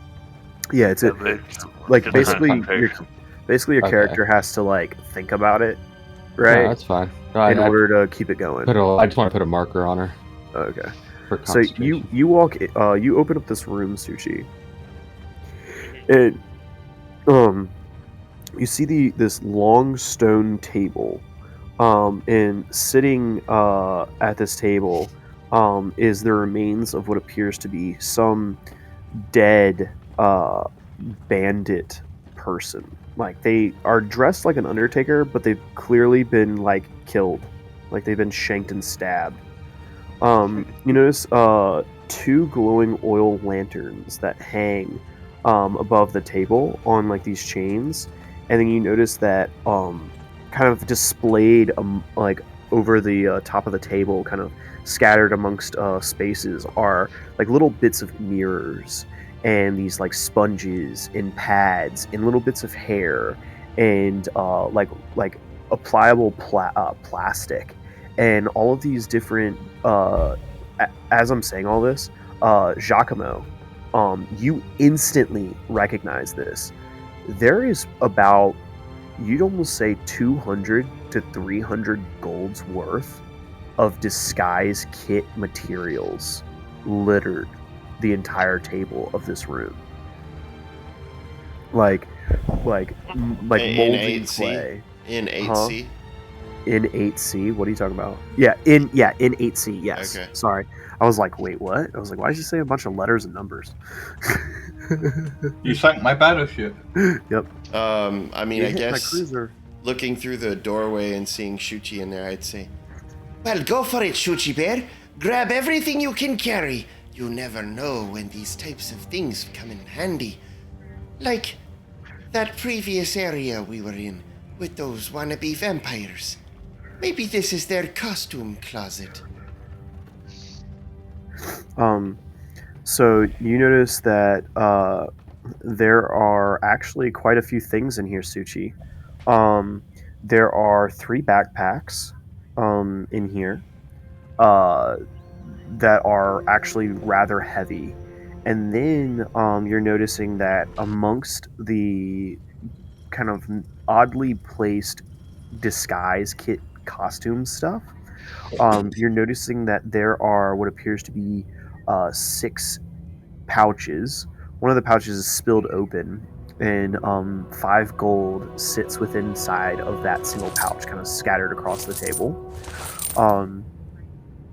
You notice that there is what appears to be a beautiful yellow and like amber gemstone that's about the size of like a thumbnail, and it rests like inside of like right on the edge of like one of these like leather pouches, and you recognize it and identify it to be that of a tiger's eye gem. This gemstone is worth and valued at the price of 10 gold pieces. Fascinating. But you go over and you look at these pouches, and you estimate that there's about 33 pieces of gold pieces that litter this table within these 6 pouches. Plus this gemstone, and then 3 backpacks that are relatively heavy. Are you going to look inside of them? I think the first thing I would do is scoop up all the 37 pieces. Okay. I would take the tiger eye pouch and put it in Well, my possession. yeah, it's a tiger eye gem. It's a small gem. Prize it to about 10 gold. Gem 2. Yep. And then does anyone need a backpack?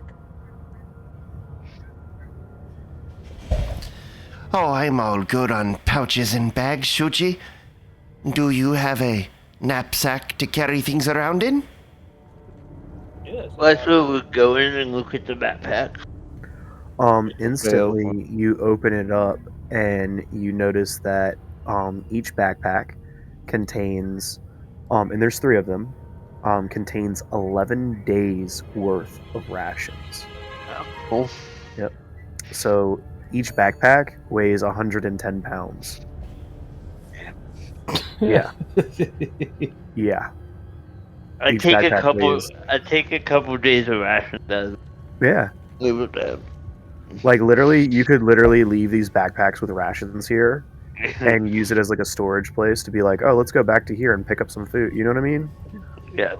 Does anyone have a way of locking this door for future return? Perhaps for only our entry? Fresh Gee, out of padlocks. I don't know. Who could possibly do that? Well, I don't know if you can lock the existing one and fashion a key, or if you have one of your own locks you could provide.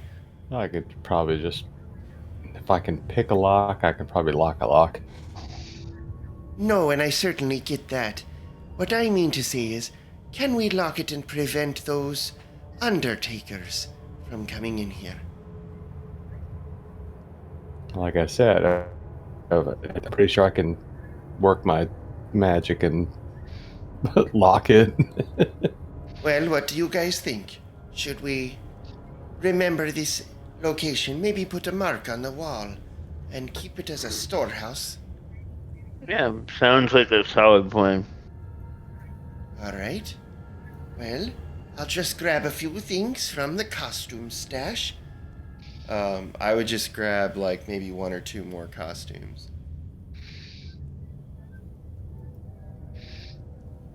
All right, so I'll say this is like a special marker. So 22 sleight of hand to lock the door. Okay. And 19 on die investigation, I think, is like a +2. What kind of costumes do I find looking around? So in here, it's not necessarily costumes. It's more prosthetic makeup, right? Like making like false teeth, right? Is there a set of those False, vampire like- teeth?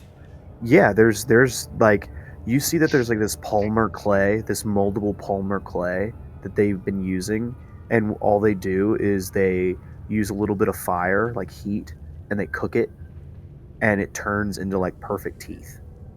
But is there a And set already made sitting somewhere in the room at all? there are. Would you try and put them in? Yeah, I'll go ahead and take a set, and They do not fit at all. all right. And it's when you put it on, you notice that it's only because of the fact that it just doesn't fit over your tooth. It seems like this is like a custom fit to somebody else's tooth. As I try to push the teeth in, I look at Chuchi and say, They don't quite fit right, but You, that's unfortunate. I was looking He's forward like- to having fangs. you see these fake teeth kind of rolling around in his mouth. You figure, not Sushi, Giacomo, that if you like So boiled- fangs for nothing. Yeah, well, like if you boiled these fangs, I could right? Like you could reshape reform them. Mm-hmm. I'll just tuck them You down see, into my pouch. you see Misty just smile because she's got fangs. Yeah. So what are you guys gonna do now? You guys gonna go south? I'm gonna down that yeah, one I'm gonna door? go. I'm gonna go south. Okay, Yeah, I think we all agreed on Can I south. keep my last stealth roll? sure. Thank you, Crowley. Mystic I So needed I that am- monitor. I am gonna ask that we take a break at like 9:30. Yeah. Cool. So move yourself up to wherever it is you wish to be. Do I see anything there, or is it just a hallway? That's a 27 stealth. So back up Misty from a reasonable distance like I used. Do I see anything in the hallway? Nope. Okay, I'll go down this corner and look.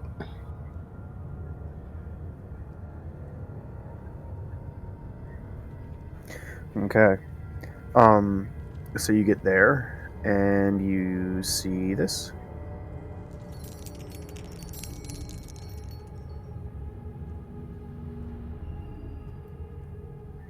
And there you go. All right. I still don't see anything. Nope, you just see more hallway.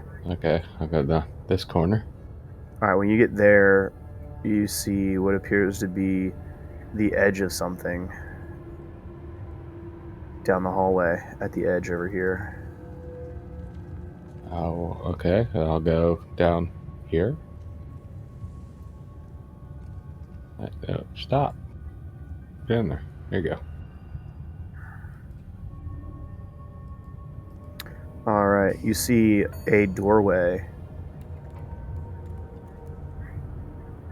A doorway, and then another hallway breaks off a little bit further down. Love this part of the dungeon. Okay, I'll send another message to Giacomo, and I go, got a doorway. I'm gonna check it out. So I'll go in front of the doorway. Yeah, y'all can move yourself up if y'all want. And then y'all are standing real far back there. Well, I usually stay about 20 to 30 feet behind Misty. I don't know. I mean, I rolled a 30 stealth, so 19 perception. 19 perception. It is unlocked and not trapped. Okay. I will ask you. You kind of. What did you roll on your perception again? I rolled a 30. Oh Jesus! Of course you see it. You see. Oh no, my perception was a 19. I thought you see like this just kind of plain door, in on the door you see a small like little plaque that reads, "Those who cross me end up here." Oh, that sounds interesting. Mm-hmm. What do you do? I'd like to. Can I stick my mirror in there and take a look? You attempt to slide the mirror under the door, and it gets jammed. Like there's a piece of stone that stops it. All right, but you said it's unlocked. Mm-hmm.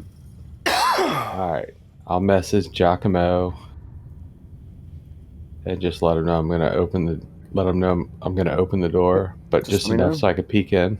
Mm-hmm. So I'll open the door and try and peek in. Yep. Roll me dexterity saving throw. Uh-oh. Dex save. Oh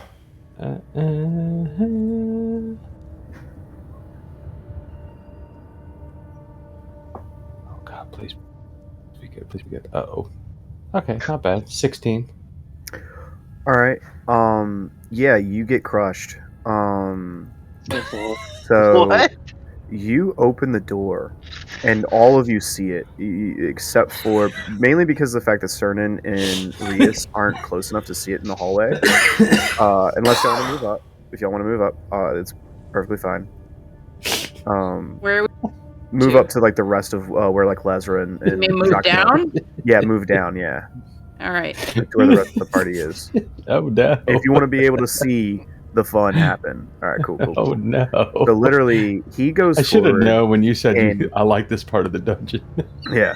So he opens the door, right? And yeah, she opens the door, and the moment that the tension is released on that door, it's like a jackrabbit, like it's like holding a door that's full of ore beads, right?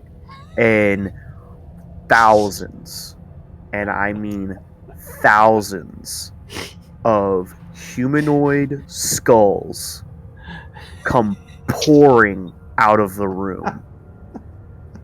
Okay?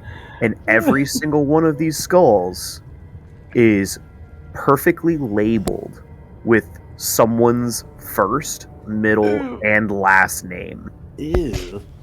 And there are thousands of these skulls. that just Oh, no. pour out and fill this hallway.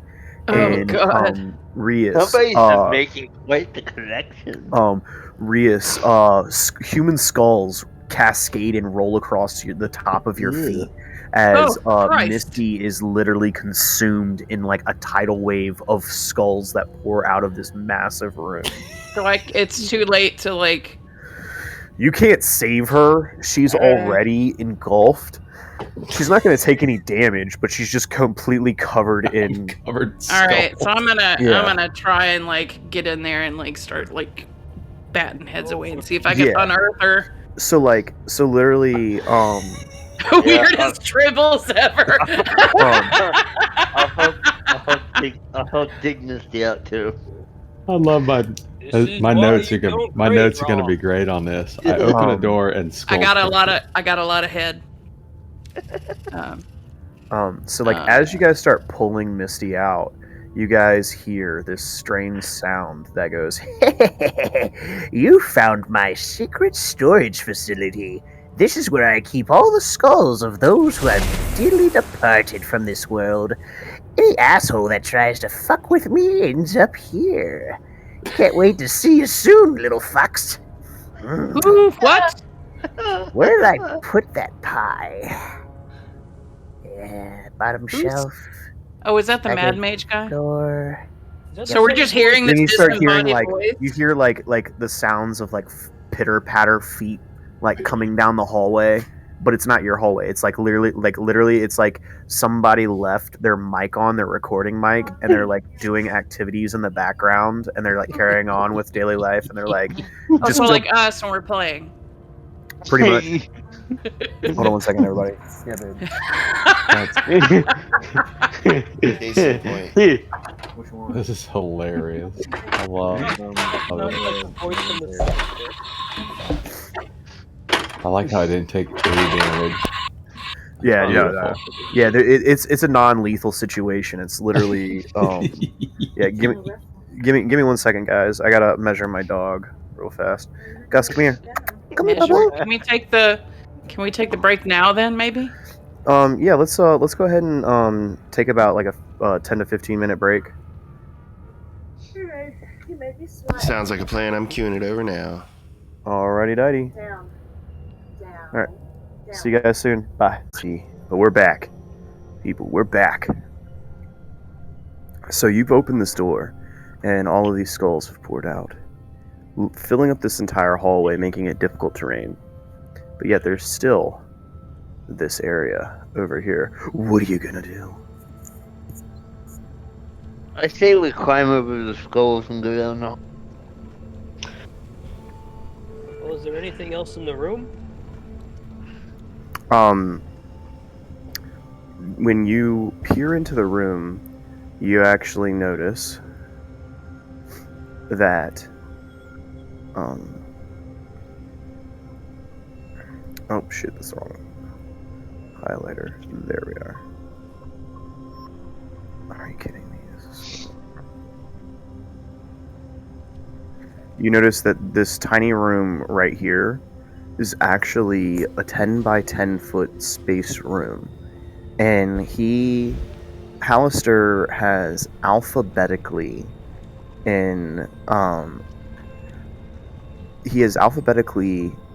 organized every single skull in this room. Every single skull is missing its bottom jaw, and every single skull is very pristine. Some have scorch marks here or there, or puncture wounds, or fractured in places, and it seems as if he's attempted to repair them, pouring gold into the cracks or whatever to fill it in to make it a little bit solid or whatever, but, pouring whatever, concrete, stone, or fusing it, mending it, using magic to replace these skulls and to keep them pristine. And like I said, it's just stacked one on top of the other, like just numerically and like just beautifully organized. And in the back wall it says skulls of those adventurers who had tried and failed within Undermountain.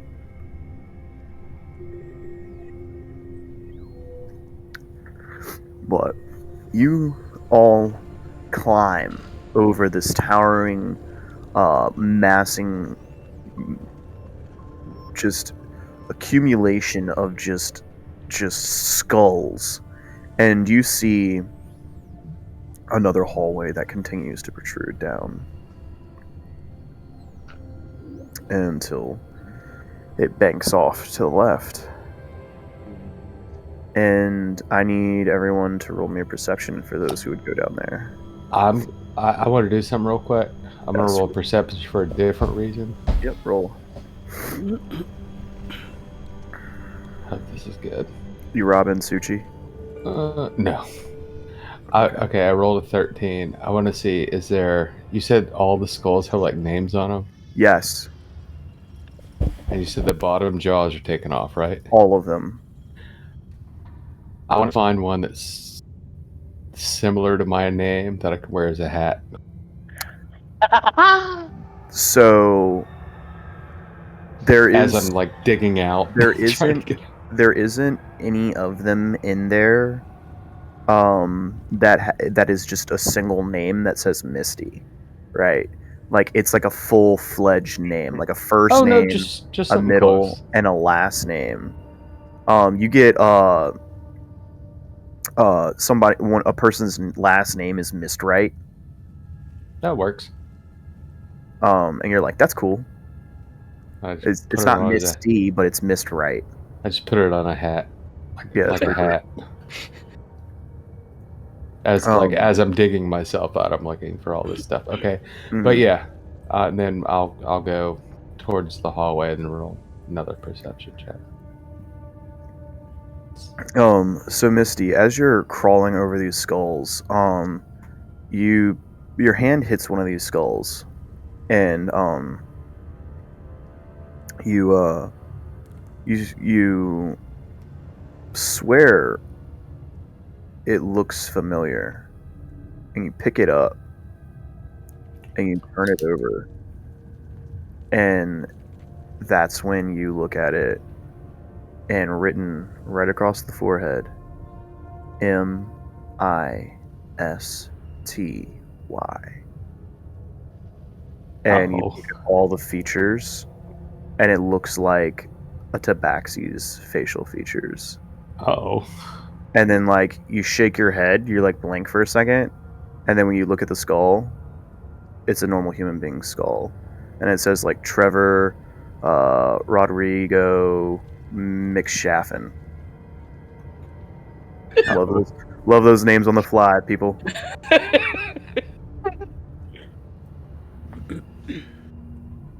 Uh-oh. Maybe you should not wear it as a hat. Fuck it. So you all start to climb and proceed down this hallway. Go ahead and move yourself wherever you need to. And it breaks off to the right. And those of you who got a higher than a 14 on perception check, raise your hand. Oh shit, I didn't roll yet. I hope you didn't raise your hand because I can't see you. I got a Hold on. 23. 17. Okay, cool. Oh dear. 16. I got exactly a 14. Beautiful. I get a 9. Well, everyone but Lesra. Oh, okay. Not Lesra. Sorry. Everyone but Rias. Oh, 10. sorry. And Cernan. I see So- nothing. Yeah. But those of you who would protrude or would continue down the hallway furthering, and would end up at the end of this hallway here, would see that there is an inlaid doorway. The stones are kind of misshapen, and it's very evident that these stones, just how they're lined up, can be easily pressed in and slid. And that's exactly what you do. You press this door in, and inside sits this throne, which rests against the back of the wall. atop of a marble riser stands a slender throne, almost made of like some green copper, covered in what appears to be cobwebs. A green copper helm lies on the floor with this protective visor kind of like draped downward from the bottom of the helm. And it lays on the floor just covered in cobwebs, just kind of laying across it in like this 5-foot pattern. And that's So what.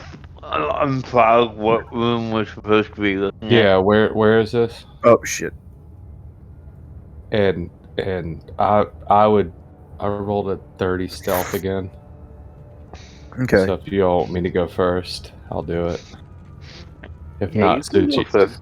If not, Suchi already moved. Well, I moved too. I just didn't know where we were going. And I think kinda just for the heck of it, I think we should roll our disadvantage stealth. Why? Because that's why we never roll stealth.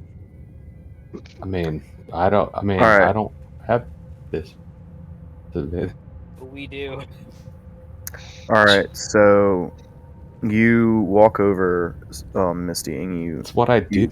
you look inside, and I'm gonna tell you right now, there is nothing that you see, like you perceive, to be that of any form of like trap or inset laid floor, like a pressure plate or like a tripwire. You don't see any of that here. This door was So just this meticulous. so room 11. Room 11 was meticulously hidden here and put here out of just simple like necessity. Like this seems like this is here with a purpose for some reason. But when you glance in, you see this helm with like this strange visor, right? It looks like a circlet that kind of like this domed circlet that goes around your head with like this circular visor that drapes over and goes down to like where your nose would be or your snout would be, right? And it rests on top of that if you were to put it on your head. And then there sits this dusty copper throne, this thin cylindrical throne that sits in the back up against the wall, and you see pots and urns that line the walls, and candles that are lit with what appears to be some form of illusion magic. Just real quick, I'll wave everybody, like send Giacomo a message, and I'll just wave everybody else to come down. Looks like it's clean. Yep. Yeah, I'll go in. So, all right, go on in. Interact, do whatever you want to do. I look in the urns. Completely empty. You go over to them, and you reach over and you open them, and inside is what appears to be like this like earthy material. You don't recognize it, but like Giacomo, Misty, Cernan, like y'all would recognize it to be a storage facility for maybe material components, like magical material components. So like this is possibly a place where Hallister might visit to re-up on potential reagents and things like that. Like he might need something like, you know, just a basic material, he would come here. And there's like 6 urns that would be here, and then this old copper circlet with like a visor that sits in the center of the floor, and the throne, and that's it. Well, I suppose we should probably get our wizard friend to look this over. You do notice that the circlet, like the helmet, the age and weathering that has occurred match that of the throne, and the ancient dwarven like kind of I would say scrolling that is on it, like this the artwork that displays on this circlet, this kind of like visor, is very dwarven and pronounced. And then the visor kind of comes down, and it seems like it's like almost like a crystal, like this like beautiful, translucent, transparent crystal that creates this visor and has like this like metallic trim to it, like this like I think it's what was it? It's a copper trim, and it's kind of like patinaed to like this green color. And I pick it up without equipping it. Yeah, no, you just pick it up. Yeah, nothing happens. Okay, I put it in my backpack. Okay. When you do, and you pick it up, and you would like start to walk away, like start to walk towards the throne. The throne, would like it.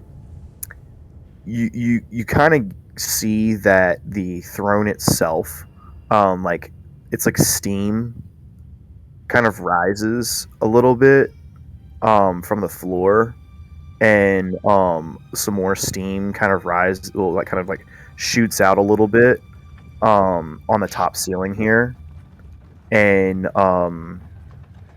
you're like looking around at the wall, right? And you're like seeing images of like an individual who goes over, and then they sit in the chair, and something like goes around them, and then a light appears and falls into their hand. This is me giving you something for free. Me giving it away, having to really like literally this is Okay, out of game. This is the treasure room. I'm gonna go sit in the throne. Okay. Nothing happens. Steam. The seat lowers a little bit. Steam kind of rises a little bit, and you see above you a shuddering effect, but nothing happens. And it's like when y'all look around the room, the person sitting in the chair has the visor on their head. I put the helmet on. Okay. So when you rise it up, this translucent yellow tube comes down. It descends from the ceiling, and smoke and steam start to rise up, collecting in the tube, and steam starts to collect going down, and it connects at the base. And when you place the helmet on your head, the moisture collects on it, and this magical effect starts to happen where this strange energy, electricity, starts to kind of emit off of these like tiny little circular nodes, and it starts to pulse up, and you see it creating this beautiful, brilliant light, and anyone looking in sees it. This beautiful yellow light starts to glow from the inside of this tube with like these trickles of like green that kind of shoot up here and there. And what ends up happening is, Leslie, you look up, and this doorway opens. This small like iris opens. It kind of slides open, and gently this small 7-inch stick descends down from this hole above you, and gently floats and continues to descend. What do you do? Grab this stick. The iris closes, and when you grab the stick, it immediately shoots out this brilliant, bright light. And all of you guys kind of like step back for a second, kind of cover up your eyes, and the wand instantly absorbs all of that light back into itself. And when it does, the doorway that you guys saw that was secret and hidden right here illuminates with this yellowish green hue. Cernan, can you roll me an Arcana check? Am I still on the throne? Yes. So when you clutch this stick in your hand, the tube slides back up. the steam settles and fills the entire room and cascades across the floor, and instantly kind of cleans off the entire floor of the room. And the helmet becomes completely dormant and obsolete. The throne subsides with the convulsing of the steam and shooting of like bolts of like a little bit of electricity here and there, and it completely subsides as if nothing has happened. The only difference is the room has a light coating of mist in it from the moisture produced from the steam, and you have this helmet on your head. All it is basically just a copper circlet, like a circle bracelet, like, well, not a bracelet, like a headband that goes around with like this like Yeah. you know, kind of basic cylinder cone over your face, Mm. and you hold this stick in your hand. Cernan, what did you roll, bud? He's muted. Let me see. Oh, He rolled. I rolled a 10. Okay. 4 plus 6. So you would know I that rolled a 13. Just Okay. Okay, that's a little bit better. Cernan, you've never seen this before. You definitely know that it is magical. You know without a shadow of a doubt it is magical. I think You we all don't know. figured that out. Yeah. Misty, you know that this is some type of you've seen it around within Waterdeep, and some people call it a wand of secrets, but beyond that you're not too certain about what it is, like what overall effects it has. I'll like magical- tap Cernan and be like, "Want the secrets?" Can I just go around tapping things in the room? Okay. Okay. So Since nobody rolled a high enough arcana check. No. It's definitely a wand. So Yeah, it's a wand. while you clutch it, okay, it produces and this is just my effect, I'm just telling you this. It's like this greenish yellow hue. That kind of whenever you're holding this wand Mhm. and you expend one of its charges.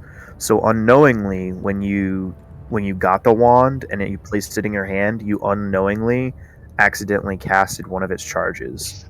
And while Okay. doing that, okay, the expended action released one of the charges, which, if done, reveals all secret doors and traps within 30 feet of you. Oh. Okay. The wand pulses. Okay. And from that point, okay, it cascades out from nearest to you. Okay. The Okay. wand regains 1d3 expended charges daily at dawn. Nice. Yep. So you get 3 charges. You've already accidentally expended 1, so you only have 2 left. Okay. So It just went off in my hand. I don't know. yeah, I misfired. It happened to me before. It happens to everyone from time to time. Yeah, guess y'all don't need me anymore. I promise, it's just the wand of secrets. That's hilarious. So Cool. I'm gonna also let you know this wand does not require attunement. Nice. Nice. Yep. This is I'm one definitely of the few... hanging on to this statement. Mm-hmm. So the best thing about this wand, okay, Oh, Pelic, oh god. that if you do use all 3 of the charges, okay, the best thing about this wand is if you do use up all 3 of the charges, it does not destroy itself. Oh, Oh nice. shit. Yep. That's pretty cool. That's awesome. Yep. So This will come in very handy. mhm. Yep, that's what it looks like. It looks like a brass rod that spirals up, and it looks like it holds a doorknob. Like it literally looks like a doorknob at the top on a spiraling brass rod. I dig it. Yeah, but it's a wand. It's like a 7-inch, brass rod. Oh yeah, all natural. What? Oh my all god. brass and patina. I was gonna say it looked like a cane, so you could walk with it. Nope. No. Nope. So Okay. is So there anything where are we else in the going? room? That's it? Mhm. Well, Nothing else in yeah. the room? I mean, I cast This is it. like, all right, you pervs, get back to business. Yeah, I mean, I cast. No. The wand went off, and it made the door appear cooler. So now But- we know where there's escape. Oh, I'm sorry. No, go ahead. No, I didn't mean to cut you off. I'm sorry. No, so I mean, like, but there wasn't anything else visible in the room. Like, I looked around. Yep. Okay. The wand would literally reveal any other secrets or traps within the room. So the seat itself is a trap, and then the little square above the throne is a trap? No, it's not a trap at all. Actually, what it is a storage compartment. So the throne, okay, and the crown are like a key and a lock, right? When the two are placed within proximity of each other and both align, technically the helmet, I was reading it wrong in the, when I first read it. Technically, the helmet has a storage compartment in it, and it shoots out the wand. Well, that's even cooler. Yeah, but like the helmet basically has like a storage like compartment, and it's meant to protect the wand of secrets. So technically, if you wanted to, like, I imagine like the helmet has like a brass knob on it, right, which where all the electricity was like pulsing off of it, which is probably all the magic. And that, like, when the helmet and the throne are in alignment with each other and the right connection is made with the tube being down with the energy pulsing throughout the entire tube, instantly the knob would probably get released, right, I'd say, and then you just spin it out like a corkscrew or like a screw and just pull it right out, I guess, instead of it floating from the ceiling down. Sound tantalizing. Well, I mean, So if it out looks of the like head- that, right? Like if it looks like literally a screw with like a doorknob at the end of it, that makes more sense to me. No, I agree. So out of I the don't know if head- you saw, but so we are playing without it from here on out. Yeah, I know. Okay. He had to step away. So Go ahead, where are David. y'all? So you guys want to go down this hallway? David wanted to say something. Oh, No. sorry. I'm just thinking. So out of the head, a mushroom-like object shot out. Oh, jeez. Okay. Yes, that is what happened. A giant bolt came out of my head. I'm gonna look at A Lesra. protrusion. I'm gonna look at Lesra and say, "Well, try it again."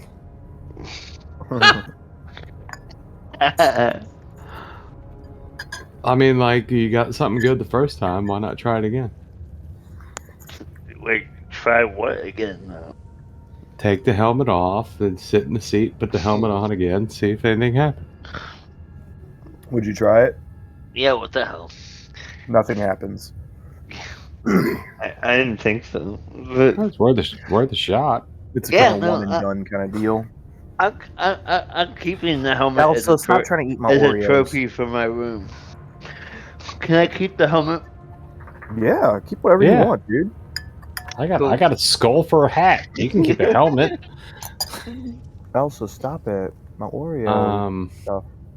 Well, crap. I guess we gotta. Keep going? I mean, Well, 'cause we we're gotta- in the middle of this hallway. Well, we gotta head back to. We had another door, You actually have a few doors. and 8A. Over here. We got. Yeah. Well, Is there No. anything down here? Let's go battle the all 38 of statues. statues. Yeah, let's go battle All the 38 statues. At Oh, 10 yeah.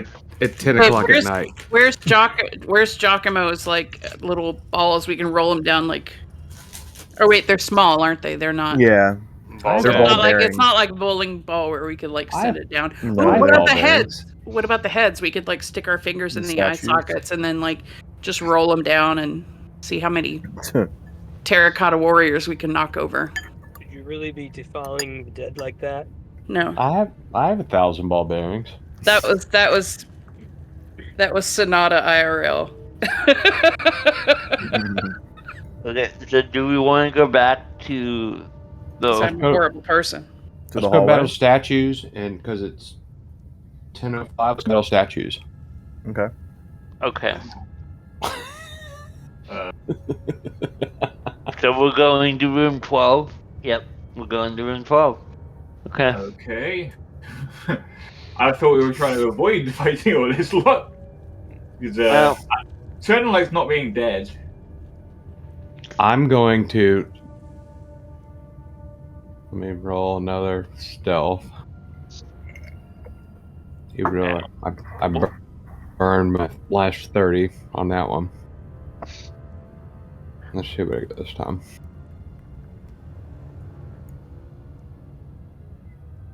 All right, 27. 27. I'm gonna sneak. I'm gonna stay under the cobwebs.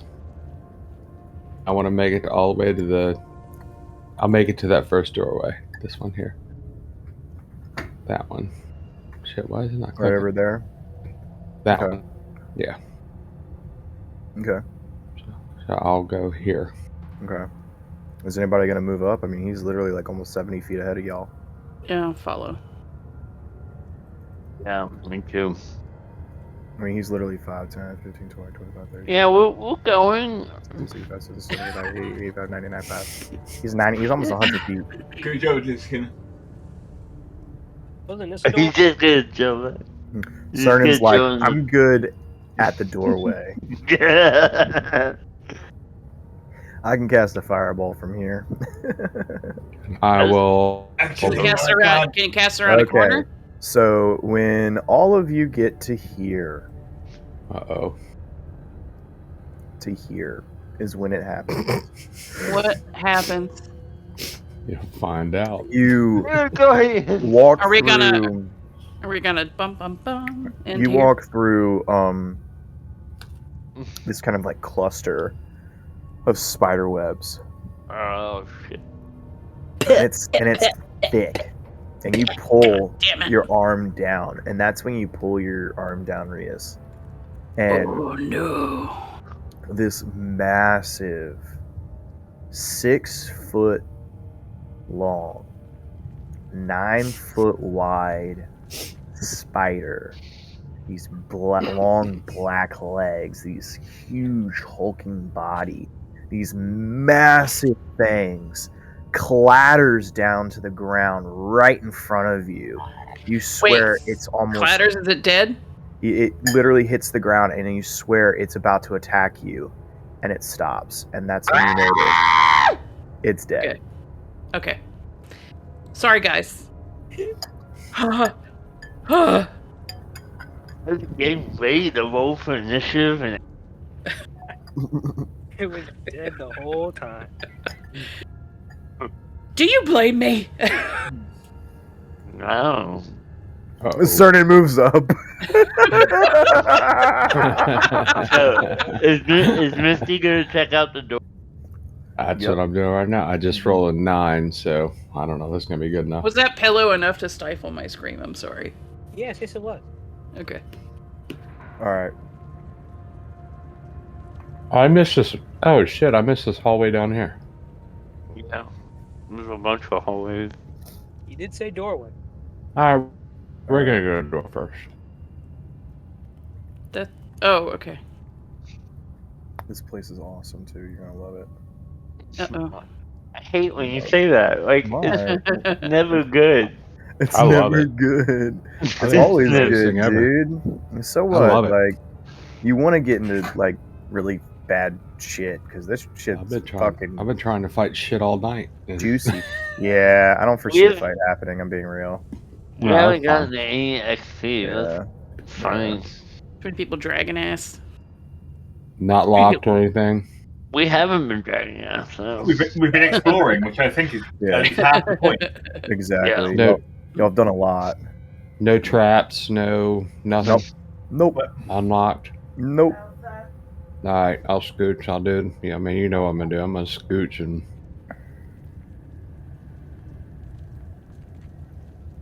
I'm gonna go as far as I can,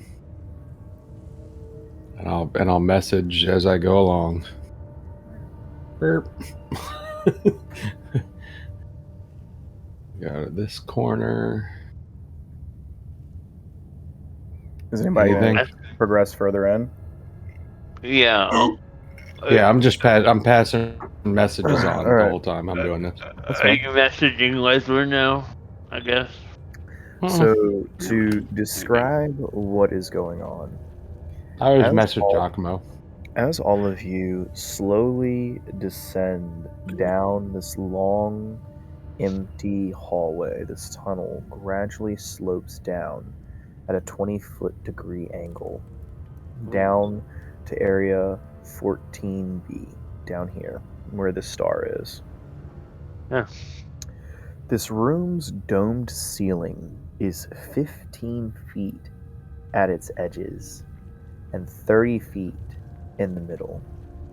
The dome is filled with sizzling acid that defies gravity as it floats 15 feet above the floor. An 8-foot tall statue of a 4-armed fish monster. Some of you recognize it instantly, some of you do not. Those of you who do not, please roll me a history check or knowledge nature, whichever is higher. Who would know what it is? You. Okay. And Lesra and Is Suchi. it the same monster we saw before? Yep, the fish creature. So I got a roll 4. 21 for his history. Okay, and Rias? 14. 14. Okay, you two would know this to be a terrifying creature known as a Sohoigan. Sohoigan, whichever one you prefer to pronounce it, I don't care. Sheboygan. You know, yeah, you know that this creature, okay, think of them like the piranhas of the ocean. These things live in massive clusters and will attack seafaring goers in massive hordes and just completely ravage the ship, eating and killing everyone and looting the ship and taking all of its treasure. This creature is missing one of its items. It is not sporting its lovely golden trident. It's missing it. It's gone. There is no trident. The statue stands in the middle of the room, facing to the north. Its webbed hands clutching an ornate 1-foot sphere stone box with a lid and a keyhole. Everybody entering into 14B, if you want, you can roll me a... what was your perception checks again? Let's see. I don't know. Roll me a perception check. Everybody? Yeah. Mine was. Oh, okay. Mine's a 12. Let's see. There might be... Okay, so yeah, My Leslie's was a 12. My passive perception is Species was higher a than that. 14. Rias's was a 14. 22. Oh, you had me reroll. Okay. Can I use my passive perception? Nope, Okay. but unfortunately not. I rolled a 19 with a +3, so it's a Okay. 22. So, My knee. I would say Suchi sees it. Cernan sees it, and Ria sees it. Nobody else sees it. Do you need me to roll? I'm sorry, I just lost internet for like 2 seconds. Yeah, I need you to roll perception check. There is a secret door. over here. Only someone had a wand of secrets. Over where? Well, I couldn't see it. My perception was like a 4. 15. 15. Yep. Okay. You do not see the secret door. Okay. Do we notice it and then tell everyone else, like, hi, there's a door over there. There's a Yep. door over there. It's exactly like that. Hey guys, look, a door. So what are y'all gonna do? Zeke off. So I need to there's stretch. Again, there's a Sahuagin statue clutching a stone box in the palm of its hand. So it's got a box in its hand. Uh-huh. It's got a box with a lid, and the box has a keyhole in it. Want to try to pick the lock? Yeah, I'll go to that. I'll go there. That was going to be my stealth roll, but let's, And the acid is above the statue? Say again? You said there was like an orb of acid above the statue? There's not an orb. The entire room is filled with basically tiny, like, rain droplets worth of acid. I don't understand this description. I So gotcha. imagine looking up and seeing rain falling, but not actually coming any further than 15 feet, and all of it collecting like little frozen rain droplets, floating and frozen in the air, still and waiting to fall patiently. And Acid. yeah, of little droplets of acid. Like when you look up above you, you see that there is probably like at least 100 gallons worth of acid floating above your head. The ceiling is With no container. no container. It's magically suspended. Okay. Yes. All right. So basically, don't walk under that suspended area. Is there like I a mean, way you to go can. around it, or is it? Nope. I got is it. it- I got it. Nope. The entire room. Yep. What do you got? What do you got? Yep. Literally, where Tsuchikage is, he is standing underneath acid as he stands there. Is Leslie? No. When you're in that hallway, you're not standing in it. When you pass this Okay. like threshold that's right here, okay, that's when you're standing underneath it. And it's not falling Alright. on you. It's not hitting you. Well, I'm gonna pull Suchi back. I'm gonna cast Mage Hand Legiman. Okay. Give the hand my thieves' tools, and he's gonna go pick the lock Okay. to the box. And I rolled a 20 on my sleight of hand to pick the lock. Okay. The box opens. Now we got a problem. And Because I don't know what's in it. and unfortunately, now that you have opened it, the entire ceiling, all of the acid in the ceiling falls like ricocheting darts to the ground, and splashes like little bombs exploding, cascading acid all about. Everyone that is within 5 feet of this kind of entrance is going to take 11 points of acid damage. Oh no. You don't make a save, you auto take it.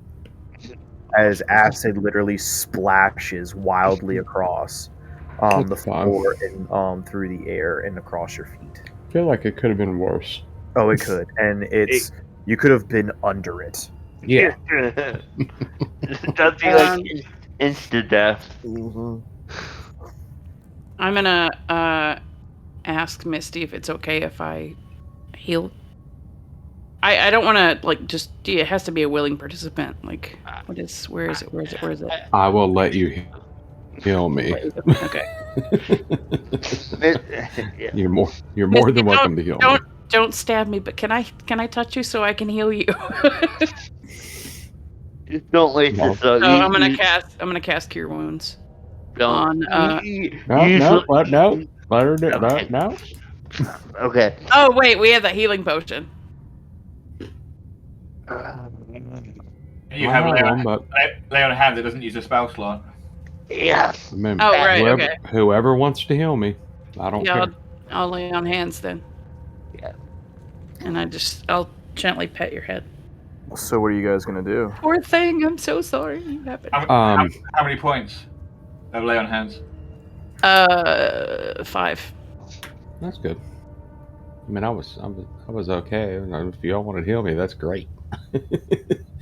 I will get my mage hand to, I guess, feel around and see if there's Anything in the box. something in there, and if there is, I'm gonna grab it. Without seeing what it is to grab it, you don't know. Your hand's just, moving around and just kind of grippy. So is the whole room still covered in acid? The acid Well, is if it can pick sizzling a lock, and it can acid grab up stuff, surely. Yeah, why wouldn't it be So- able to pick something up? because Might be you the can way- see it. Wait, hold on. Because the statue You is 8 couldn't see feet up it. in the air, and you can't physically see it and see what you're looking at. And this incorporeal hand, the reason why you're able to manipulate things is because the reason why it's picking a lock is because it's holding a lock pick, right? And you're so familiar with picking a lock that this extension of these hands has become another form of hands. Look up right? mage hand. I'll gladly look it up, dude. I've discussed this multiple times. You do need to be able to see it, I think. Okay. So is the room still covered in acid? Hold on. It's sizzling away and it's gone. A spectral Okay. floating hand appears at the point you choose within the range. The hand lasts for a duration until the spell is dismissed as an action and vanishes if you ever choose to be within more than 30 feet away from you. If you cast the spell again, you can use an action to control the hand. You can use the hand to manipulate any object, open or unlock a door or container, stow or retrieve an item from an open container, or pour contents of a vial. You can move the hand within 30 feet each time to use it. The hand cannot Retrieve attack. it. Cannot attack, activate magic items, or carry more than 10 pounds. Now, the only stipulation that I am placing is that you just got to be able to see what you're trying to go for, right? Like, you can do big old swafting grips and grabs and stuff like that and try and pull something out, but you don't know what you're doing. You know what I mean? Like, you could end up grabbing a lever and accidentally pull a trap door or something. You know what I'm saying? You're taking a risk. Fine. That's fine. Cool. As long as you know the risk, you're willing to go with the reward. All right. So you go in and you reach in and you pull out what appears to be a beating heart. What? Right there. I'd tell him to come back to me. Blood, like this blood is flowing out of these hearts' main arteries, just kind of gingerly oozing out as it pulses and beats. You see it kind of rhythmically moving, like it's beating over and over again, like it's keeping someone alive. I'd bring it right over to Lesra. Again, What as do you want me to described. do with a beating I don't heart, know. Misty? Lesra, I don't you look at this want it. heart, and it doesn't appear to be a human heart that you're used to seeing. Like, you couldn't, like, there's no real distinguishing feature that defines this heart from any other heart. You know what I mean? So, but my knowledge of human anatomy, like, it doesn't look human. Like, It's a humanoid, but okay. it's not human. You know what I mean? Yeah. Like, you've held human hearts in your hands before, right? This is there. Let's just say you get a scent of sulfur. There's a hint of sulfur. I'm gonna give the heart back to Misty. What does it smell like? I dropped it at your foot. Sulfur. In my foot. So I give it to Suchi to smell. Cernan, what are you doing, bud? What did you say? You smell sulfur. If they were just passing it back and forth and ignoring it, Cernan was going to take out one of his daggers and just stab it. You do that over there, like. Okay. Actually, he's going to put his dagger in his mage hand and stab it that way. Right in front of Lesra. No. So, you take this dagger and you plunge it into this withered heart. Okay. And Where is this happening? Because I want to be somewhere. Right in front of you. Oh. So you plunge this dagger, right? And when you do, the heart beats, right? And its beat slows down. And slows down. And slows down.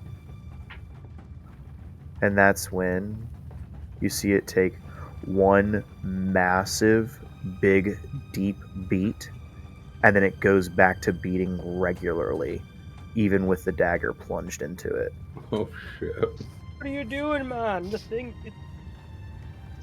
For science. Well, it's alive. It literally seems as if this heart will continue to beat even after being stabbed. I'm not touching it again. Somebody else can take it. Oh, for Pete's sake. I pull out my old melted leather and I rip a piece off. Okay. Cernan, roll me an Arcana check. Okay, let's see if I can roll above a 4 this time. Misty, roll me an Arcana check. 17. Perfect. All right, I'll roll one. Okay. Roll one you're... too. Mm-hmm. All right.